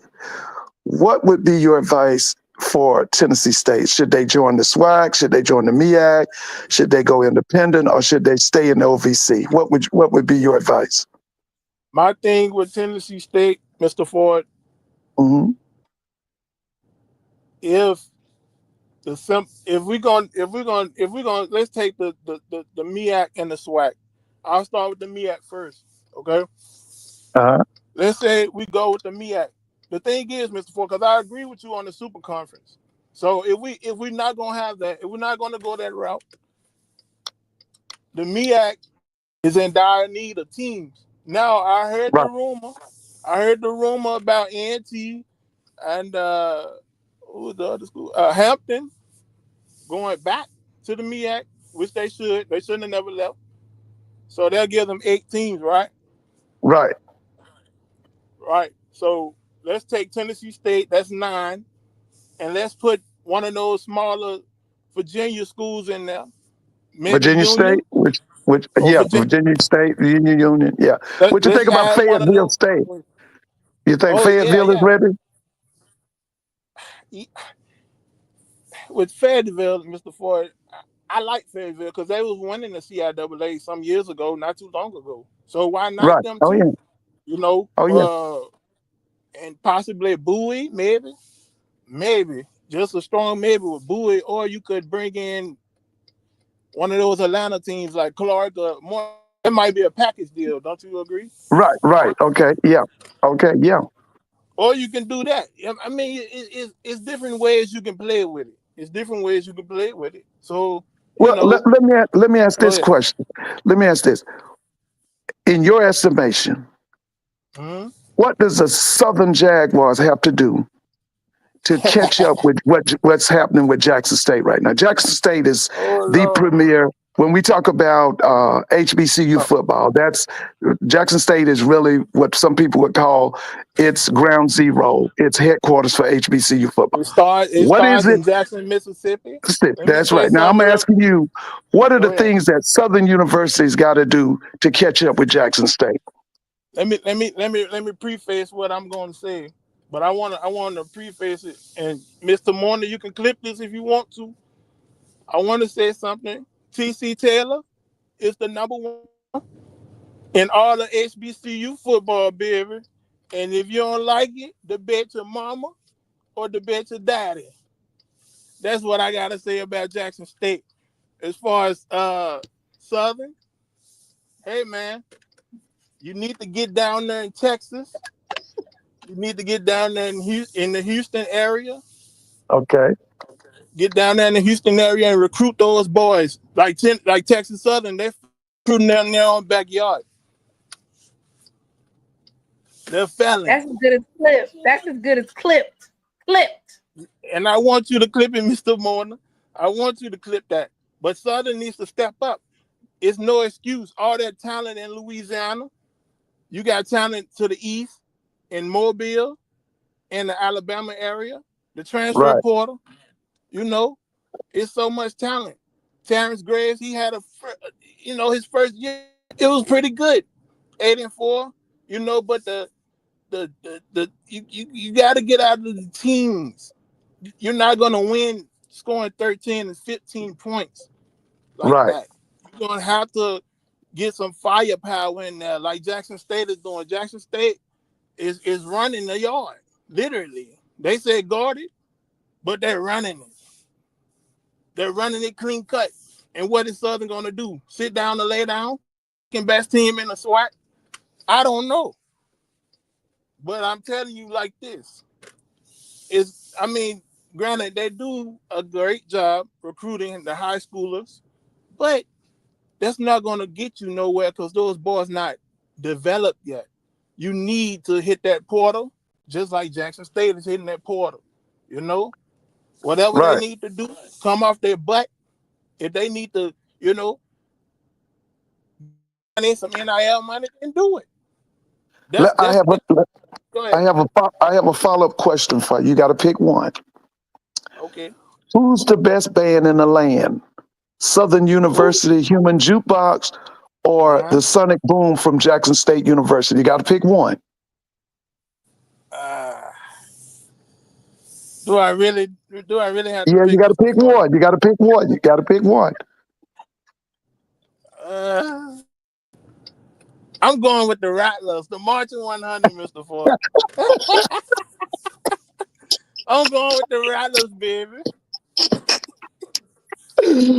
The Marching 100. Ooh, I'm going with the Rattlers. And okay, all right. hold on. Let me say something else too. Hold on. I see y'all. You're trying to come down hard on the Rattlers. Coach Corsi down there in Tallahassee. Right. They're trying to come down hard on them. Check this out. Don't ever ever discount those Rattlers, baby. Because guess what? They are mobile, agile, and hostile. Oh yeah. Oh yeah. Oh yeah. Just like Coach Gaither used to say. So I just want y'all to know that it's going to be a fun year. Yes. Football. We got basketball here now, but football is 24 hours a day, 7 days a week. The Oh recruiting yes. cycle. You got the recruiting coming up. The signing day and recruiting. The transfer portal.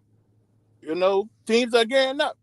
But like I said, Jackson State, they're running their yard right now. But Oh uh, yeah. don't think for 1 second these teams are going to lay down because they're looking for solutions to beat Jackson State at the end of the day. So Oh yeah. for the Oh most yeah. part, like I said, yeah, we know what Jackson State did in the Celebration Bowl, but there are teams coming. The FAMU not laying down. Eddie Robinson Jr., he's not laying down.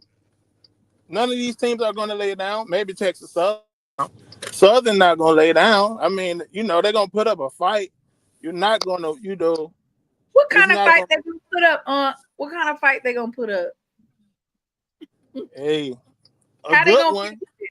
How they gonna fix How, it? how they going to fix it? Somebody, how they going to fix it? Who is their defensive coordinator at Jackson State? Coach Quinn? Yeah. Yeah. That's playing. Somebody going to come get him. What? Wait a minute. He's going to be a head coach. Huh? Coach What, Quinn, what do you somebody think going to about come that? get him. What do you think about that hire down at Prairie View? Is it Oh, Tremaine Jermaine Jackson. Jackson? Jermaine Yeah. Jackson. Right. Man, What do you think listen, about that? I like that hire because he's from the Houston area. Right. All right. He's from Yes. that area. He's a big dog in the land of the Panthers. He's Oh in yeah. the land of the Panthers. Okay. So Right. for the most part, I like the hire. We're gonna see what he does year one, and is he bringing the same coaching staff from Valdosta State? We're gonna see. Well, what now? Give me your thoughts on Tennessee State putting Jackson State and Florida A&M back on their schedule. Is that important? Is that essential? That's essential. You know that, Mr. Ford. Oh yeah, I You know know it. that. I'm just And yeah. Mr. Ford, I had another question for you. Matter of Okay. fact, speaking of Tennessee State, hey man, do you think listening to AD Paul Bryant's interview on um, From the Hill podcast Right. he announced the hiring of course Samuel Shade. Right. Do you think that the team he was talking about that they're going to schedule for this upcoming year, do you think there's going to be Tennessee State? I hope so. Me too. I hope so. And I also feel really good about that Sam Shade hire. Me too. Yeah, I really feel good about that. I think he can be a champion, just like I think Tremaine Jackson can be a champion in the SWAC. And those are some real dogs. They coming. I don't know Yeah. when, but they coming. Oh yeah. They're coming. Those two, that's because you got one in the west and you got another one in the east. So they're coming. It's not going to be easy. You might win it again, Jackson State, but hey, We don't need Tennessee State. Tennessee State needs us. listen, baby, you need to understand the history of Tennessee State and what they bring to the team. I can pull up. I happen to log into an old YouTube account that I have. And 17 years ago, I posted Jackson State versus Tennessee State. And it looked like we were, I want to say there had to be at least 50,000 in the stadium. It was electric, right? What was that Game year? What was the year? 7. 97? 2007, Okay. 2000. No, it was 2007. That was when I was in school. Right. Just So, found Uh, it. who was the coach at Tennessee State? Was it L.C. Cole or LC Cole, it had to be LC. it was L.C. Cole? And I so, who was the coach? I Who was know the that coach at Jackson? I want to say we lost. Let me show you. That year we Okay. lost. Because I remember, I'll never forget it. Our friend was supposed to be going, and then she canceled at the last minute, and there was a bus right outside in the roundabout. And me and my friend, I think we paid like maybe $50 or $60 per person. We got on that bus, we got a ticket, and we went. And I'm gonna play the video because it's ridiculous how many folks was at this Well, game. why you play? Let me ask the brother. Let me ask this brother this question. Now, is it better that Tennessee State and Jackson play at a neutral site, or should it be home and home? What's your thoughts on that? Man, what's his name? Fred Smith. Fred Smith. Is that his name? Fred Jones, Fred Jones Smith, something like that. The guy the over Southern Heritage the Classic. Southern Heritage Classic, right? We go. Uh huh. Me and my wife go to the game every year. Okay, every Right. year. Jackson State hasn't been there. Jackson State and Tennessee State there is a hotbed for Memphis. You know, kids going into college, and also student athletes. My thing is, why is he messing up the money? You know, for both schools. My thing is, Memphis is the perfect battleground because what is a 4 hour drive from both institutions. So I believe the game should be played in Memphis. Right. But would you take Fred out of it since you know it's already bad blood. It's already bad blood with Fred in Jackson State. So would you take that? Would you take him out of it, the middleman? Because that's what he is. He's the middle. He's the middleman. Would you take him out of it and just try to get the Liberty Bowl Stadium and just play the game like that as a neutral site game? No name attached, no classic or nothing like that, Well, let me ask you and this. just split the Let me door. ask you: Go ahead. what should be the pay for Jackson? Should Jackson get 1, 2, 3, or $4 million for coming to Memphis? So, Mona, what y'all want? 1.5, 2 point. What's the number? We want 1.25 in the clear with all our accommodations paid for, our food, transportation, hotel, and as well as for the Sonic Boom of the South. And I want to say $1 million would go to the athletic program, and then 250,000 would go towards the band in the clear, like after everything is paid for. Y'all see Okay. that video? There was like it was packed, and I want to say in Um, 2007 we wasn't even we lost and it started raining, and it was packed. now, Mr. Ford, I'm gonna say this: the number she just said. Uh huh. If Jackson State got back in that game, because I think I'm gonna say this too, real quick. I think that game, the Southern Heritage Classic, it might be Alabama and them first. My heart is telling me, but that gives Fred and his people time to get that money together for Jackson State.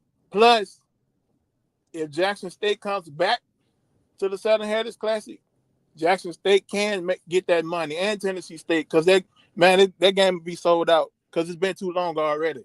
Okay, I was about to it's been say too now, long. there's some people that say if Jackson State's not in it, that game's not going to work. Jackson State has to be in that game. They have to be in that Memphis game. Now the crowd it wasn't too bad this past season. Now it It was wasn't too 20, what, bad, but 21 or 24? Was it 21? I thought it was 35. No, that's too high. It wasn't. Miss Simona, pull up the box score Pull for up the attendance. it was Pine Bluff. Was it Pine Bluff and was it Yeah, Pine Bluff Pine Bluff and Tennessee and State. Tennessee State? See what the Yeah. paid attendance was. I thought it was in the 20s. Because man, wasn't Valley and Grambling in the game uh in '93? Grambling came to Memphis. It says that the total was 27. 27,508. Ooh. Yeah, good. I thought it was 35. My bad.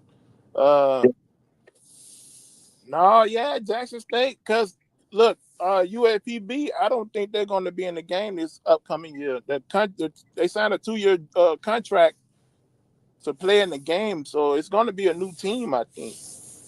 But who that is, I don't know. Hmm. That's on them. They'll be losing the money. So basically, the Tennessee State and Jackson State can go to a home and home, if that's the case. Home and home doesn't work unless you literally Memphis is where they need to schedule it. Okay, that is a far distance. Yeah.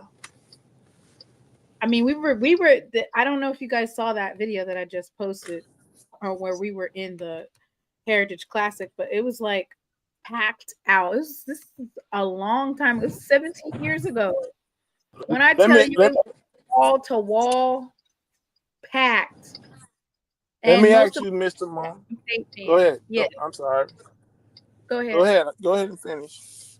Oh no, I was just saying it was majority Jackson State fans. Right. Let me ask you, Mr. Moon. With the relationship with the Southern Heritage Classic Corporation or whatever they are, would be salvageable moving forward with them in Jackson State after the lawsuit? Do you think? So lawsuits happen all the time in business. Um, I Right. think if That's correct. if the money's right, we'll come back. So, do you think it's about another 2 years possibly, or another year before I thought you? I think they could negotiate it this year because Eddie, that would Okay. be a great thing. HBCU national camp versus Eddie George, who won in his conference, went to Right. the He won playoffs. he was co-champ to the OVC. OVC, right? Right, Yeah. that's a great matchup.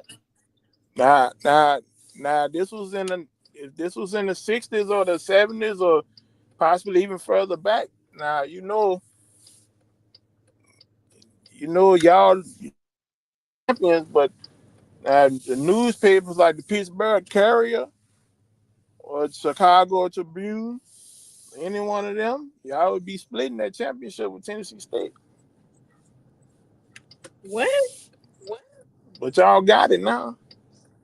We were 12-2. There's no way we were splitting it. Oh, no, no, no, no, no. What I'm saying is, like, back then with the newspapers, Uh they huh. some the championship, you have co-champions, regardless of your record. So basically, they would have cheated us out of our championship title. Yeah, you wouldn't be the standalone champion. Yeah,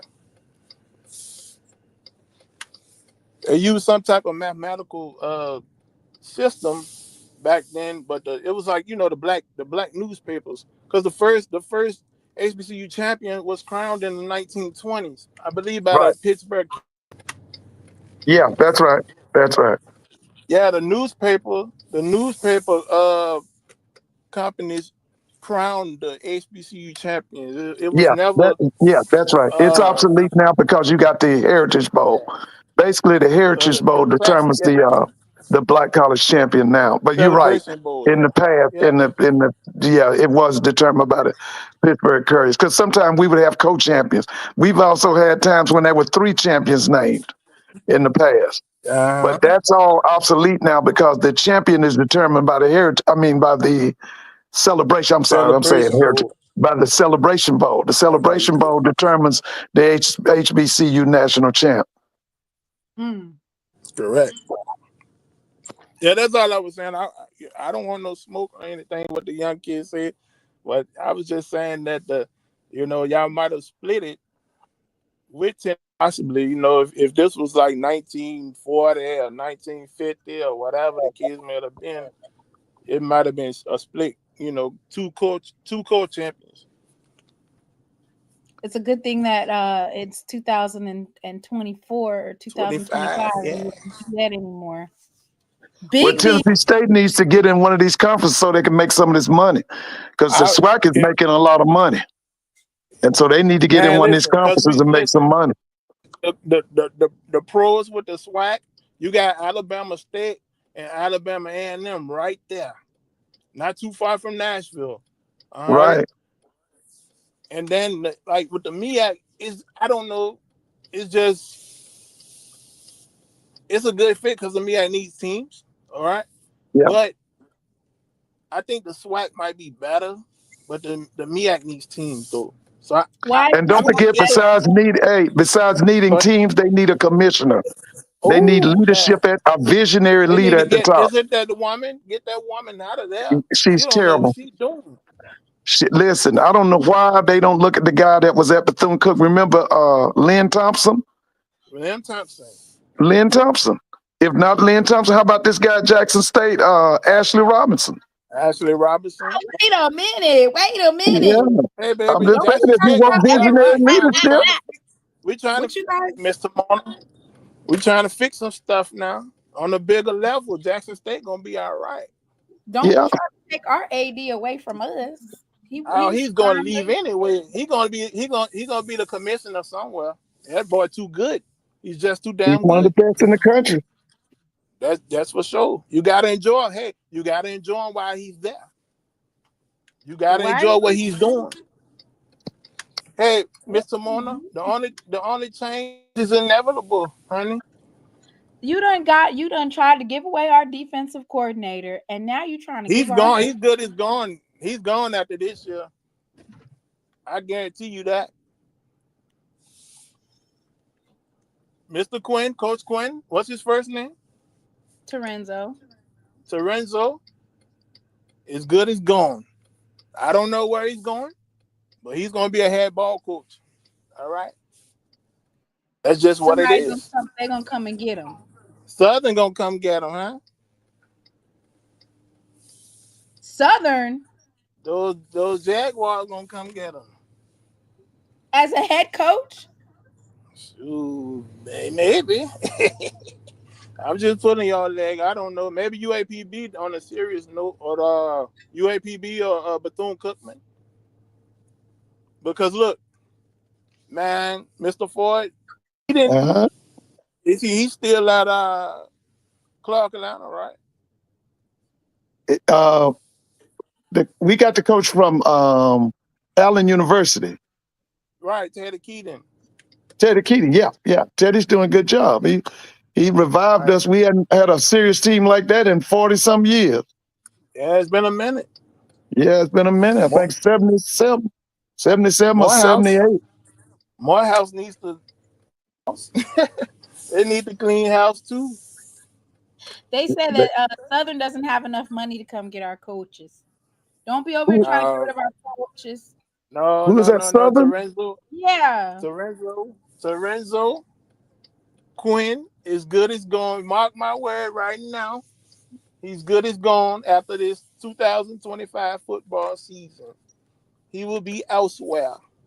So Jackson State, I'm sorry. I like y'all.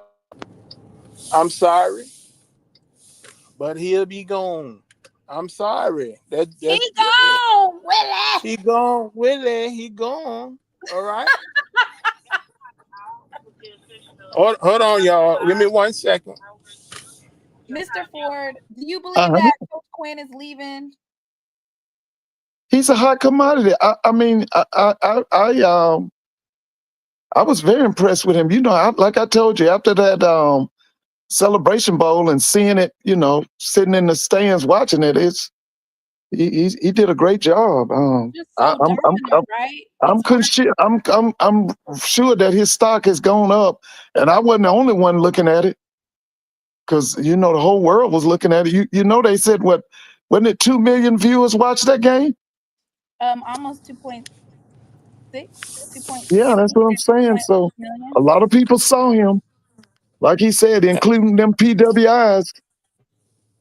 I'm thinking UAPB might come snatch him up if they have a Well, down they just year got again. the defense coordinator from Alabama State. They got Ryan Lewis at No, UAPB Pine Bluff. at UAP. Oh, okay. But I know the guy from Alabama State is now the new defense coordinator at Alabama Birmingham, Ryan Lewis. Right, he's down there with Dilford. Yeah, Trent Dilfer. You're right. That's right. Right. Hey, enjoy him while he's there. Like what they said, Coach Tamika Reed. Enjoy him while they're there. I don't It's know. okay. Have you been following Coach Tamika Reed? Oh my God, it's not looking too good. Well, she get this first year, y'all. Give her a little This the time. first year. Yeah, this the first year. Give her a little time now. She got to get her girls in there. Yeah, She gonna be all right. She gonna be all people in right. there. I'm telling She'll you be all now. right. It's Yeah, she gonna be all right. mountain. It's a tough mountain to climb. Yeah. But Oh yeah. she'll be all What's that right. conference? What's that conference? The AAC. Hey, yeah, that's a tough conference. Yeah, real tough. That's a tough hard. conference. I'm not bashing her or anything, nothing like that. But it's not looking good for this first year, and that's okay. It's to be expected. It's the people, It's the fans, it's the who go up and be on. Oh, she needs to win immediately. No, it's not gonna work like that. Yeah, she'll get her girls in. Yeah, she got a new, recruiting class coming in next year, so they have to do their due diligence and do their homework. And we'll see how it plays out in the 2025-26 season. Oh yeah. And don't discredit Alcorn. Coach Bussey is a good coach. Oh, he's a good without a coach. doubt. Without a doubt. He really is, He really is. But I don't know what the hell going on now. Hey, I don't know. Because they came down to Louisiana and they lost to Xavier. Wait a minute, Alcorn lost to Xavier? They did this season, yeah. Early in the season. Oh, okay. Now he was head coach at Xavier, right? I think he was some years ago. He was at one of those they changed the name of the school. The conference. It's the HBCU Athletic Conference now. Mm-hmm. Yeah, it's a NAIA conference, right? Yeah, no, they changed. Yeah, it is, but they changed the conference name. It was right. The Gulf That's right. Coast But they play. I think they're in the NAIA, aren't they? In the NAIA? Yeah, I believe so. Yeah. But they changed the conference. It used to be the Gulf Coast Conference. They changed the name to the HBCU Athletic Conference. Well, let me ask you this question: that kid that's the quarterback for Jackson State, what's his name, Mr. Moon? Morgan. Yeah. Do you think he'll get a shot at the NFL? Yeah. Mr. Ford, I don't like to talk about these kids like that, Mr. Ford. He's a good quarterback, don't get me wrong. But his mechanics, Mr. Ford, like, I don't know. Is he too tall? I don't like his footwork isn't. I don't know, Mr. Ford. I really don't. I don't know. I don't like his drop back. If I'm going to have to critique him, I don't like his drop back. Like his footwork. He's gonna be working on his footwork in the off season. Right. I'm not bashing the young man at all. I'm just saying, I don't like. He asked me a question about him going to the league. That's not gonna fly. All right, it's just not gonna fly. I'm sorry. I want him to go to the. I want him to do great. That's not me. I'm not saying that. And what they might say, because they're doing their homework on us, and it's tougher. What they might say, it'll be definitely tougher than what we're saying. Right. So what do you think, Mr. Ford? Since you asked the question, what do you think about that? I think if he gets the right, they coach him up a little bit more. Yeah. I think he, like, I told you before, I thought he was a Cam Newton 2.0. He has the size. He has the measurables. Yeah. Yeah. We right. do have a new quarterback from his name is Florida. Tyreek. Yeah. Have you seen him? Yeah, I've Tyreek? seen the film. The kid is from Florida Atlantic, right? Florida Atlantic. Yeah, I've seen it. I saw some video on it. Hey, Yeah, he can Mr. throw the Ford. football. Hey, Mr. Ford. Mother Tuskegee. They got a quarterback from Miami. Oh, at Here Tuskegee? incoming. Yeah, he's a freshman, incoming freshman, 6'1", 220. I don't Ooh. know his name, but I'm just letting you know that they got a quarterback coming in from Miami. He Norland High School, Yeah, Miami Miami Norland. Norland. Oh, yeah, Miami Yeah, Norland. Oh, yeah. yeah. Because Tuskegee these last 2 years have been horrible. Oh We got God, to get them awful, back. They've been horrible. awful. Yeah, they have. So that's good for them. Oh, yeah. Oh, yeah. Man, I miss Willie Slater. Oh, I yeah. miss Willie Willie was Slater. great. Yeah. You know, he Oh was my at Clark, and Clark Who is dismissed him. Willie Slater? Who is Willie Willie Slater? Slater was man, a Willie great coach Slater. down at Listen, Tuskegee. one of the greatest coaches in Tuskegee history and HBCU history. All right, Oh, yeah. He was really good. really good. Cause I think Willie won some HBCU championships, Oh, national he did. championship. He did. The He small uh one. he What beat they call it? FAMU one year in Mobile. The next year he beat Jackson in Mobile. Uh huh. Let Hey, me hey! tell you.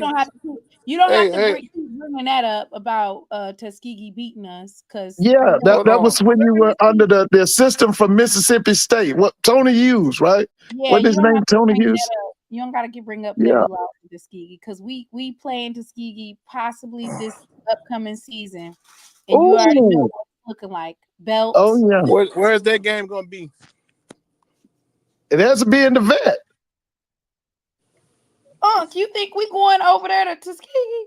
You need to go to the shed. No, We're not going to the shed. You need to no. go to the shed. Make that a night game under the lights at the. Huh? Make it a night game.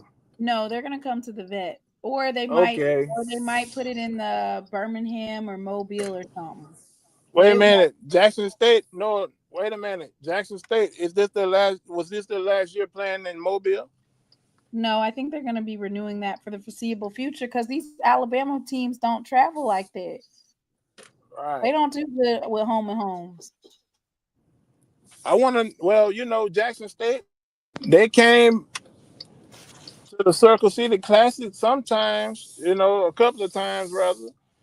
And man, don't come back up to Indianapolis because y'all like won.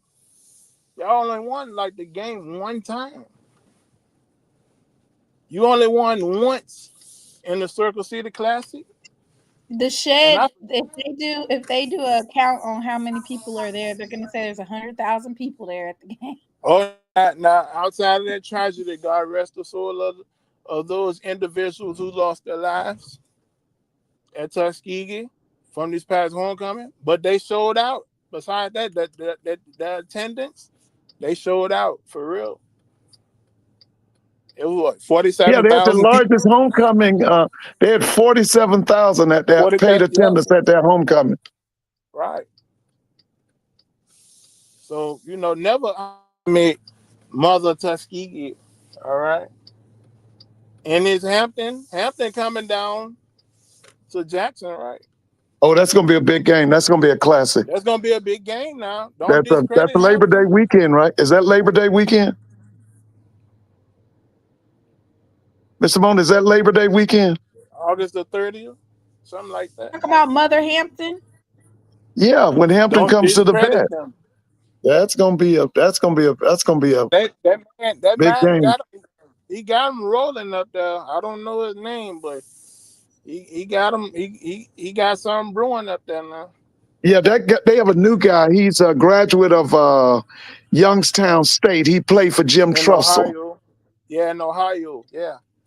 Yeah, he played for Jim Trussell at Youngstown Okay. State Yeah. before Trussell Don't. left and went to Ohio State. Yeah. All right. Yeah. Don't lay over now. So Um, them Tidewater boys, they can ball out. The Tidewater. Yeah, that's what they call that area. Yeah. They call that the Tidewater. Yeah. The 757 area, Hampton Roads, Virginia, the Chesapeake Bay Yeah. area. Yeah. Yeah. They got some That's what they dogs call over it. there. Well, maybe Delaware State and Norfolk can get them. What do you Well, think about Norfolk that? will probably get a lot of them. Yeah. No, yeah, Norfolk will get Delaware them. State looked like they was recruiting better than. California. He's been bringing some kids out of California. Yeah, Long Beach. He's from Long Beach, California. Yeah, And that's he's the looked like he's nephew. bringing people. I heard he was the nephew of John Taylor from John Taylor, yeah, Delaware State and the 49ers. yeah. So I wanted to go ahead and mention this because this is news um, from out of Jackson State.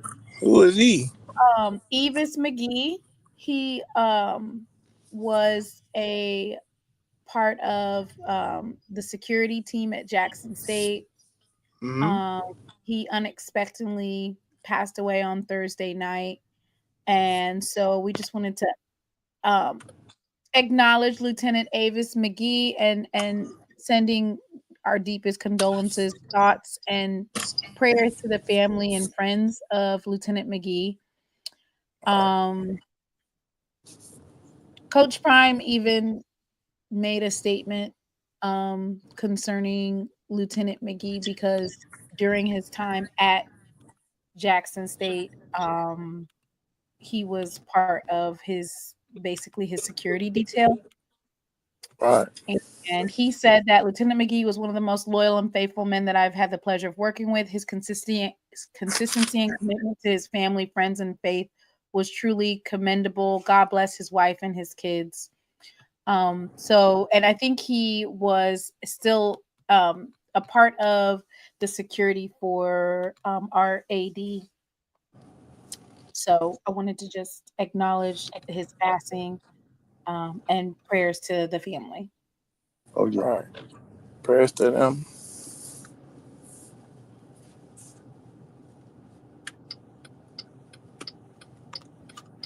All right. Well, hey, Mr. Moore, let me say this to you, baby. Nobody's going to take Southern's football team serious till you get offensive coordinator. That's Nobody's right. going to take y'all serious. Hey, You can't listen. As long as you got Mark Fredericks as your offensive coordinator, nobody, even your fans, are not going to take you serious. That's why you didn't bring anybody up there to that SWAC championship game. Long as Mark Fredericks is the offensive coordinator, nobody will take you serious. Well, Eddie Robinson from Grambling, his grandson or something like that, is on their coaching staff as well. Oh, who's coaching staff? Okay. Say what?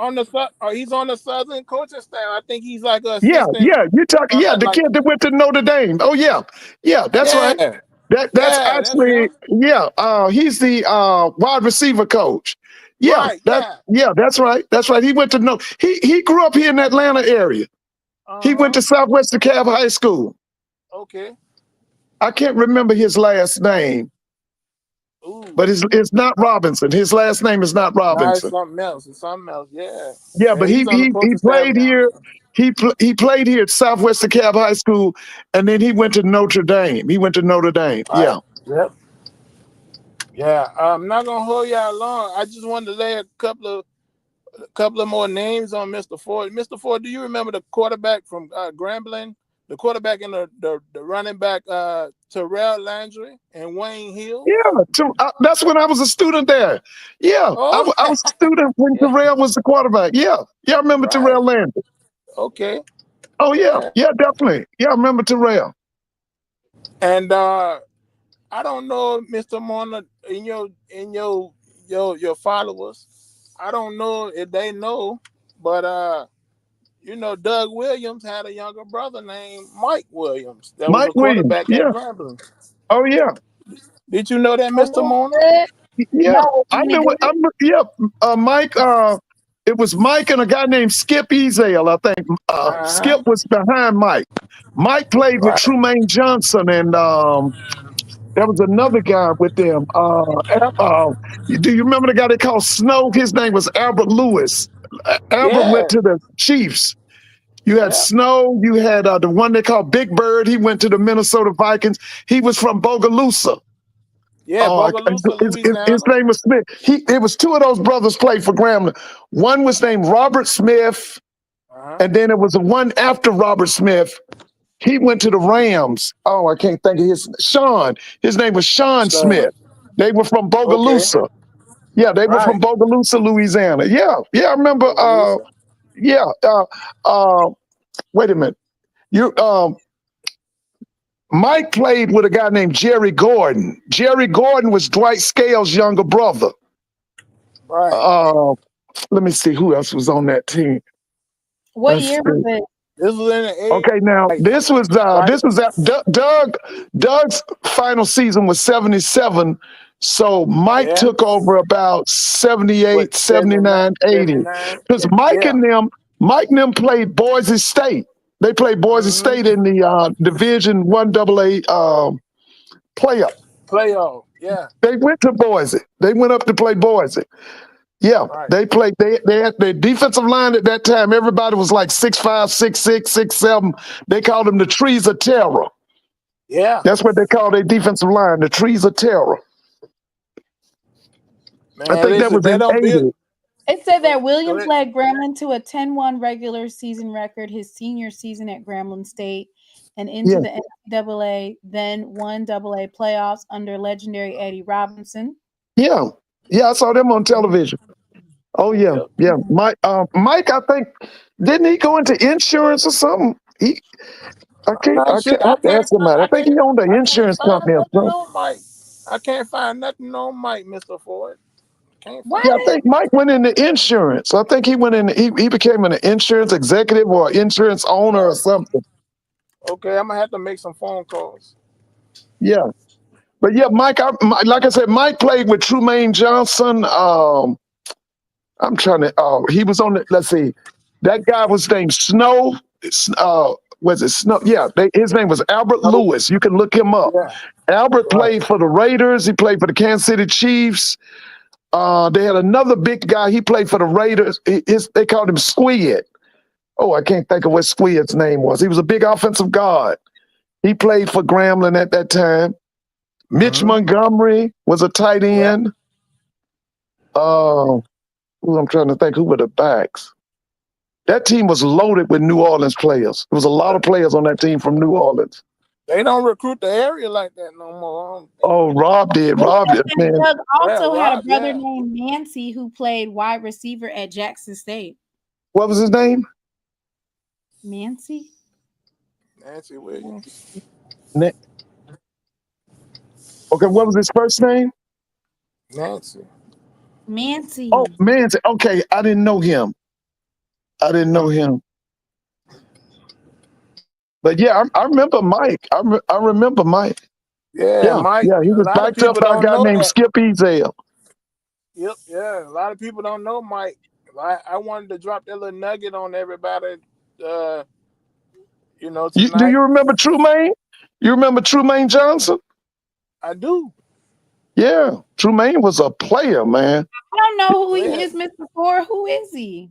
He's some ball. Hey, Trumaine, man, listen. Go ahead. yeah, Trumaine played with Mike. Was he from Baker? I think he was from Baker, Baker, Louisiana. Louisiana. He Yeah. was see, Grambling always had a tradition of putting the most exciting players they had at the wingback. That play was called the 26 counter. That play was a Right. major play at Grambling for about 40 years. And he was one of them. See, at that time, if you were a wingback for Grambling, it was known you were going to the NFL.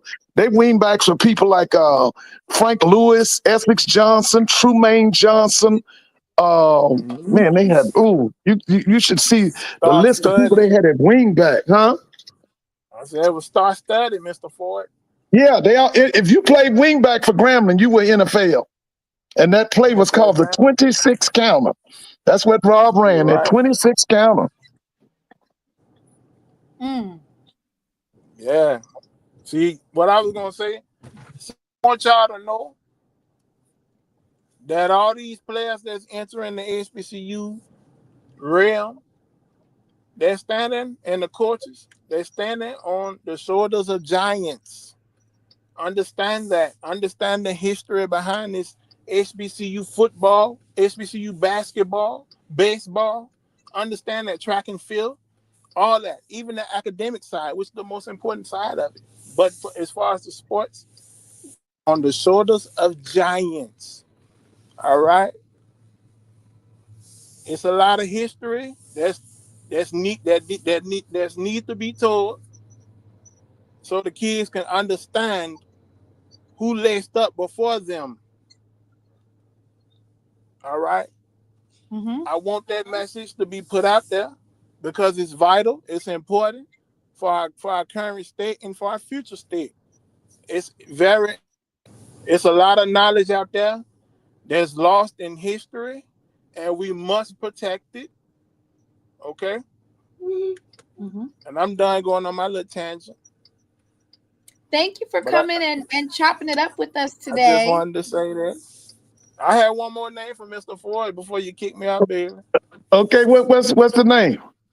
James Shaq Harris. Oh yeah, he was from Monroe. Mm. Called him, yeah, they called him Shaq. Shaq originally went to. They, Matter of fact, there's a guy that has written a book about a game. Shaq Harris was the quarterback for Grambling. Ken uh-huh. Riley was the quarterback for Florida A&M. They met, I want to say, in '68 or '69 in the Orange Blossom Classic. There's a book Right. written about it. It was written maybe about 4 or 5 years ago. And you can get the book. It was a white reporter who was sent to cover the game, and he covered the game. And he talked to the players. He talked to Eddie Robinson. He didn't particularly, the reporter, the white guy, he hated Big John Merritt. He didn't like Big John Merritt. And Right. but if you get a chance, get that book. You can just put it in your search engine. Um, Orange Blossom Classic book about Shaq Harris and Ken Riley. You said they Oh got yeah. Right. back. Yeah. Now, originally, Shaq Harris was drafted by the Buffalo Bills, and I think the Bills sent him to the Los Angeles Rams, where he eventually started, and he replaced a guy named John Hadle. John Hadle had been a star in the old AFL under Pioneer. What was that man's name? He was the head coach at Ohio State. Oh, this man was a pioneer in football. Oh man, I can't even Was it think his Hubbard? name right Not now. Hubbard. No, this man was the coach of the San Diego Chargers. This guy was this. Listen, I tell everybody, if you're gonna be a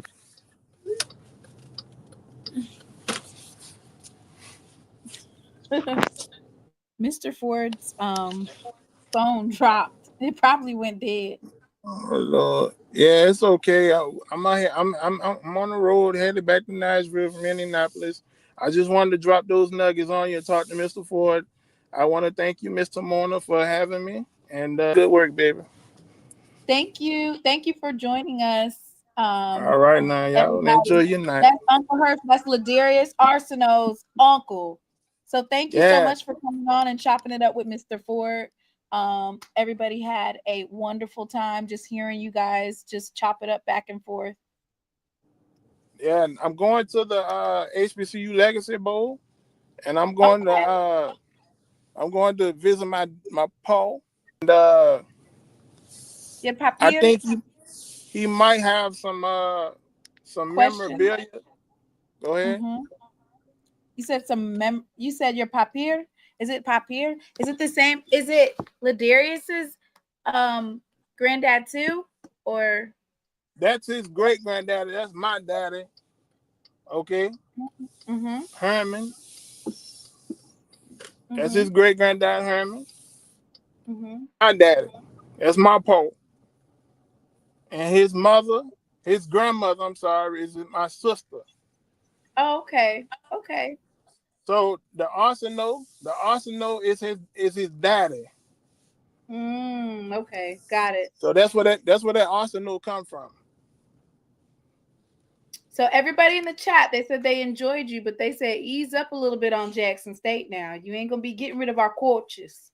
Can't be getting I rid of our know coaches. what is that, Coach Quinn? It's good as gone, baby. It's good as gone. Hey, what's her name? Whitney? Whitley. Whitley. Okay. Whitley. How you doing, Whitley?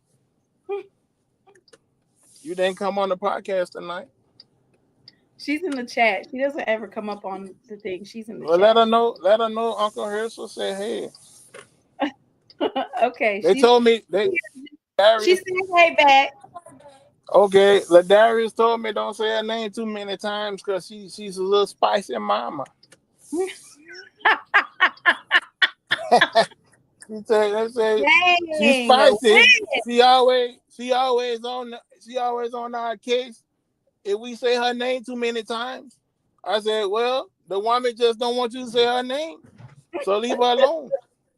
Okay. Yeah, those Arsenal boys are always picking on Wit, and she don't be doing nothing. Oh yeah. She said, "Hey, I know I'm not. I just don't. Me personally, the family are right, but it's only so much you're gonna take from that elitist mindset that they got. I'm not gonna deal with them. uh-uh. Those southern graduates, their Yeah, the elitist mindset. sudden, oh, the Tuskegee, G Tillery, huh? I yeah, like G. I like G. I like G. you Okay. are spilling tea, I don't know if you're supposed to be I ain't spilling gonna it. go too far now. I don't need no better call than my phone. Don't spill too much tea, don't spill too much I tea. like you, G. G. I like you, G. You one of the ones, but your mama. Oh, never mind. I'm gonna keep my mouth closed. Y'all have to get on back down to Nashville, okay? All right, come back and see us sometime. Yeah, I'm a holler back at y'all at this HBCU Legacy Bowl. My Paul, he might have some more memorabilia, and I'm gonna drop some more nuggets on you. And Mr. Ford, we're gonna chop it up whenever we can. And y'all have a great night now. All right, thank you. All right, now take care. Y'all. Uncle Hirsch was getting ready to spill some tea. You gonna get him up out of here before he starts spilling tea, family tea. Everybody, this was a great live. Just Mr. Ford and Uncle Herschel just chopping it up, a fist grab, and then you have, of course, Clark Atlanta and Grambling grad just chopping it up about HBCU history, and that's what it's all about. On this platform is the ability to just get up here and share your opinions and just talk. I loved it. There's nothing better than just sitting around and listening to your elders talk about history and memories. So I had a great time. Yes, you got to love that accent. Great show tonight, you guys. Great show. I will be back. When do we have another? I think we have a game on Tuesday. I'll be back sometime next week. It'll be either Tuesday, Thursday, and Saturday, or just Thursday and Saturday, because we might get some snow in North Carolina, so it's kind of iffy. I am so grateful for 2025. I have so much to be grateful for. I'm in good health. My son, he's in good health and he's ready to go back to school. But I am hoping to be onward and upward in terms of bringing you guys great content and having people come up here and talk. So thank everybody for coming. We're going to end it on a petty note. We didn't have that much room for pettiness all through the whole thing. It was kind of like a professional one, right? But I'm gonna pull up the coach crying again. And you know what? I can empathize with him because there's times that I wanted to cry, when losing a game. And it's hard to lose against Jackson State. Out of everything, it is hard to lose. It's one thing to lose, but losing against Jackson State, That's a different kind of hurt. It's a different kind of hurt. So we're not necessarily making fun of the coach in terms of his feelings, but we're making fun of maybe the fact that it was caught on live. It turns into a meme. Said we cry, we cried together. Oh, oh, oh, oh. That's the SWAC for the football season, for the foreseeable future. I'm a good prop. Y'all gonna be crying. UAP Blazers. This is not a UAP Blazers. This is an HBCU channel. Yes, snow and freezing ice can affect poles, cabling, lose power. Yeah. How does snow play into your show? More so freezing ice. Usually what ends up happening is the stuff ends up melting or we get freezing ice. Yeah. Rarely is it ever snow. Yeah. So listen. Alcorn will be rooting for you for the remainder of the season as long as you lose to us. Y'all, did you guys know that Jackson State, the Sonic Boom of the South, probably had over, this is on the low end, we probably had 15 million plus impressions, maybe even more than that, views. This is not including the Rose Bowl parade. Like, this is like after the Rose Bowl parade. So there's the Rose Bowl parade, right? That was probably an insane amount of millions. But like after the Rose Bowl, at the conclusion, there are literally hundreds of videos of the Sonic Boom of the South chopped up, screwed, placed on people's Facebooks. I've seen Facebook posts with 500,000 views, 300,000 views, 1 million views. I would say that there's probably, in addition to the Rose Bowl parade, probably close to 15 million viewers that got a chance to see Jackson State and Sonic Boom of the South on display. I want to congratulate Dr. Little and Sonic Boom of the South for just putting on the greatest show at the Rose Parade that these onlookers have ever seen. Every day I see a new clip with a different perspective. And the Sonic Boom of the South just released their own. Basically, I watched a couple of them today, and it'll bring you to tears. Of course, you know, Killer Kev posted his, but if you get a chance to go directly to the Sonic Boom of the South, well, it's JSU Bands actually is their channel, and they just posted their breakdown or compilation yesterday, of course, because they had to edit it. I'm going to drop that in the chat, but make sure you go and you look at it. Yeah, it'll bring you to tears watching it, just because of the excellence that they have for representing for HBCU bands. I think, you know, other bands are posting from other HBCU bands are posting their stuff, but right now we're in a day and age where social media and the dissemination of information is through the internet. It's highlighted at a different level that we've never seen before. So some of the HBCU bands that have performed in 2019, 2020, 2000, they just did not necessarily get that many eyes on them. And we're not going to say that they weren't acknowledged for their participation. But I feel like Sonic Boom of the South was able to take it to a different level in terms of marketing, take it to a different level in terms of recruitment and coverage. They are on all of their platforms. War and Thunder has their own Instagram where they're posting behind the scenes. The kids got a chance to go to not only perform at Disneyland in a parade, but also to go there and have fun. So it's amazing to see.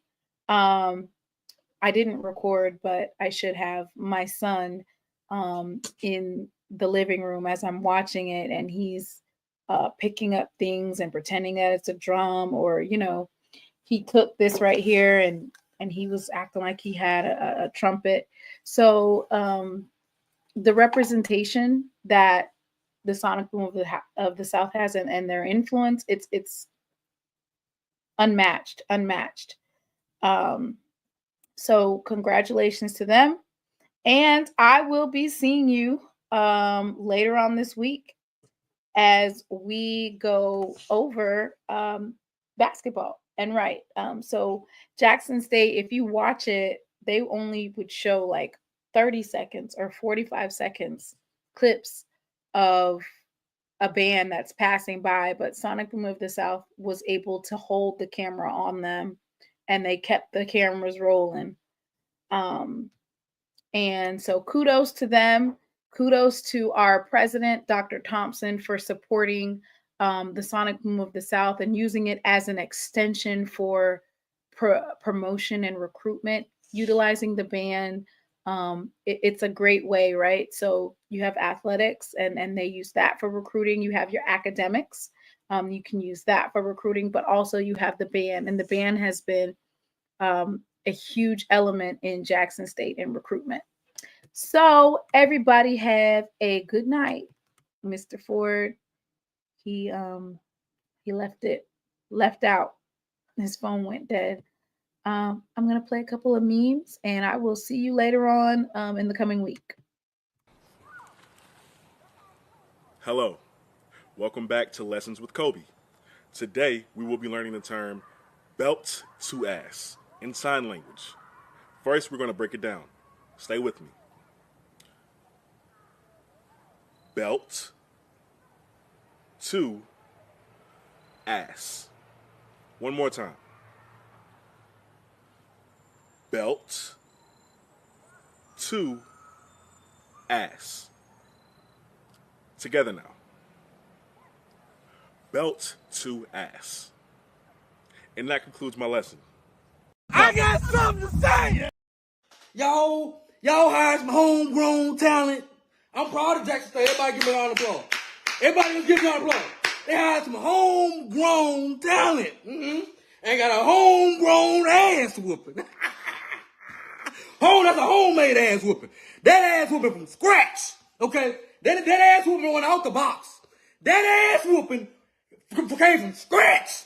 Them folks told you last year, I hope you put me on homecoming. Them folks told you what they gonna. See, it's one thing to sneak up on me. If you're gonna sneak up, I lost to Texas Southern last year homecoming, right? I didn't see that coming. They snuck up on me and they beat me. Them folks told you, if you put me on your homecoming next year, I hope you put me on your homecoming. You dummies did it. You did it and got your ass whooped. I've had some weary days and some sleepless nights.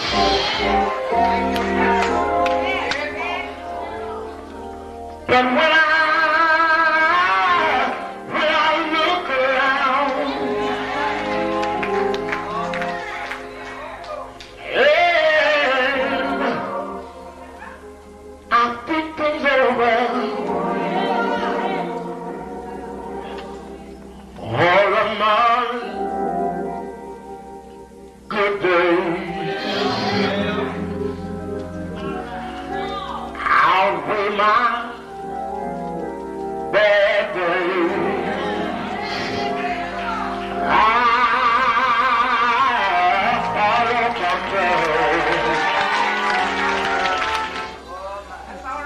The clouds hang low.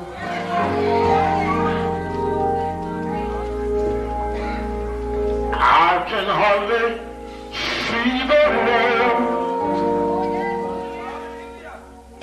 I ask the question, Lord,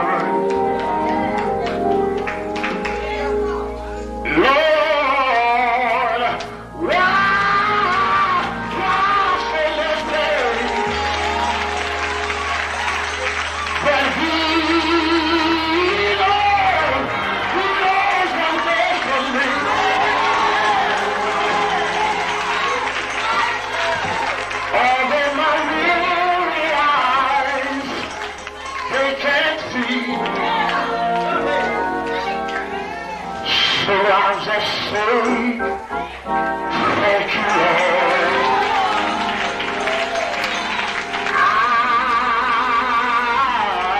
I won't compare.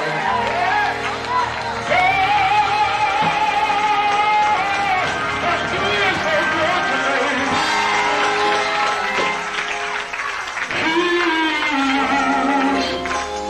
He's been good to me. Better than this world I could ever be. He's been so good.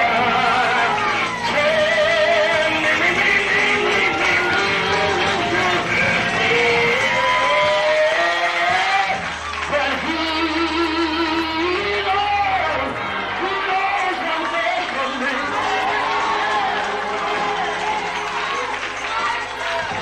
Although my weary eyes, they can't see. So I'll just say thank you, Lord.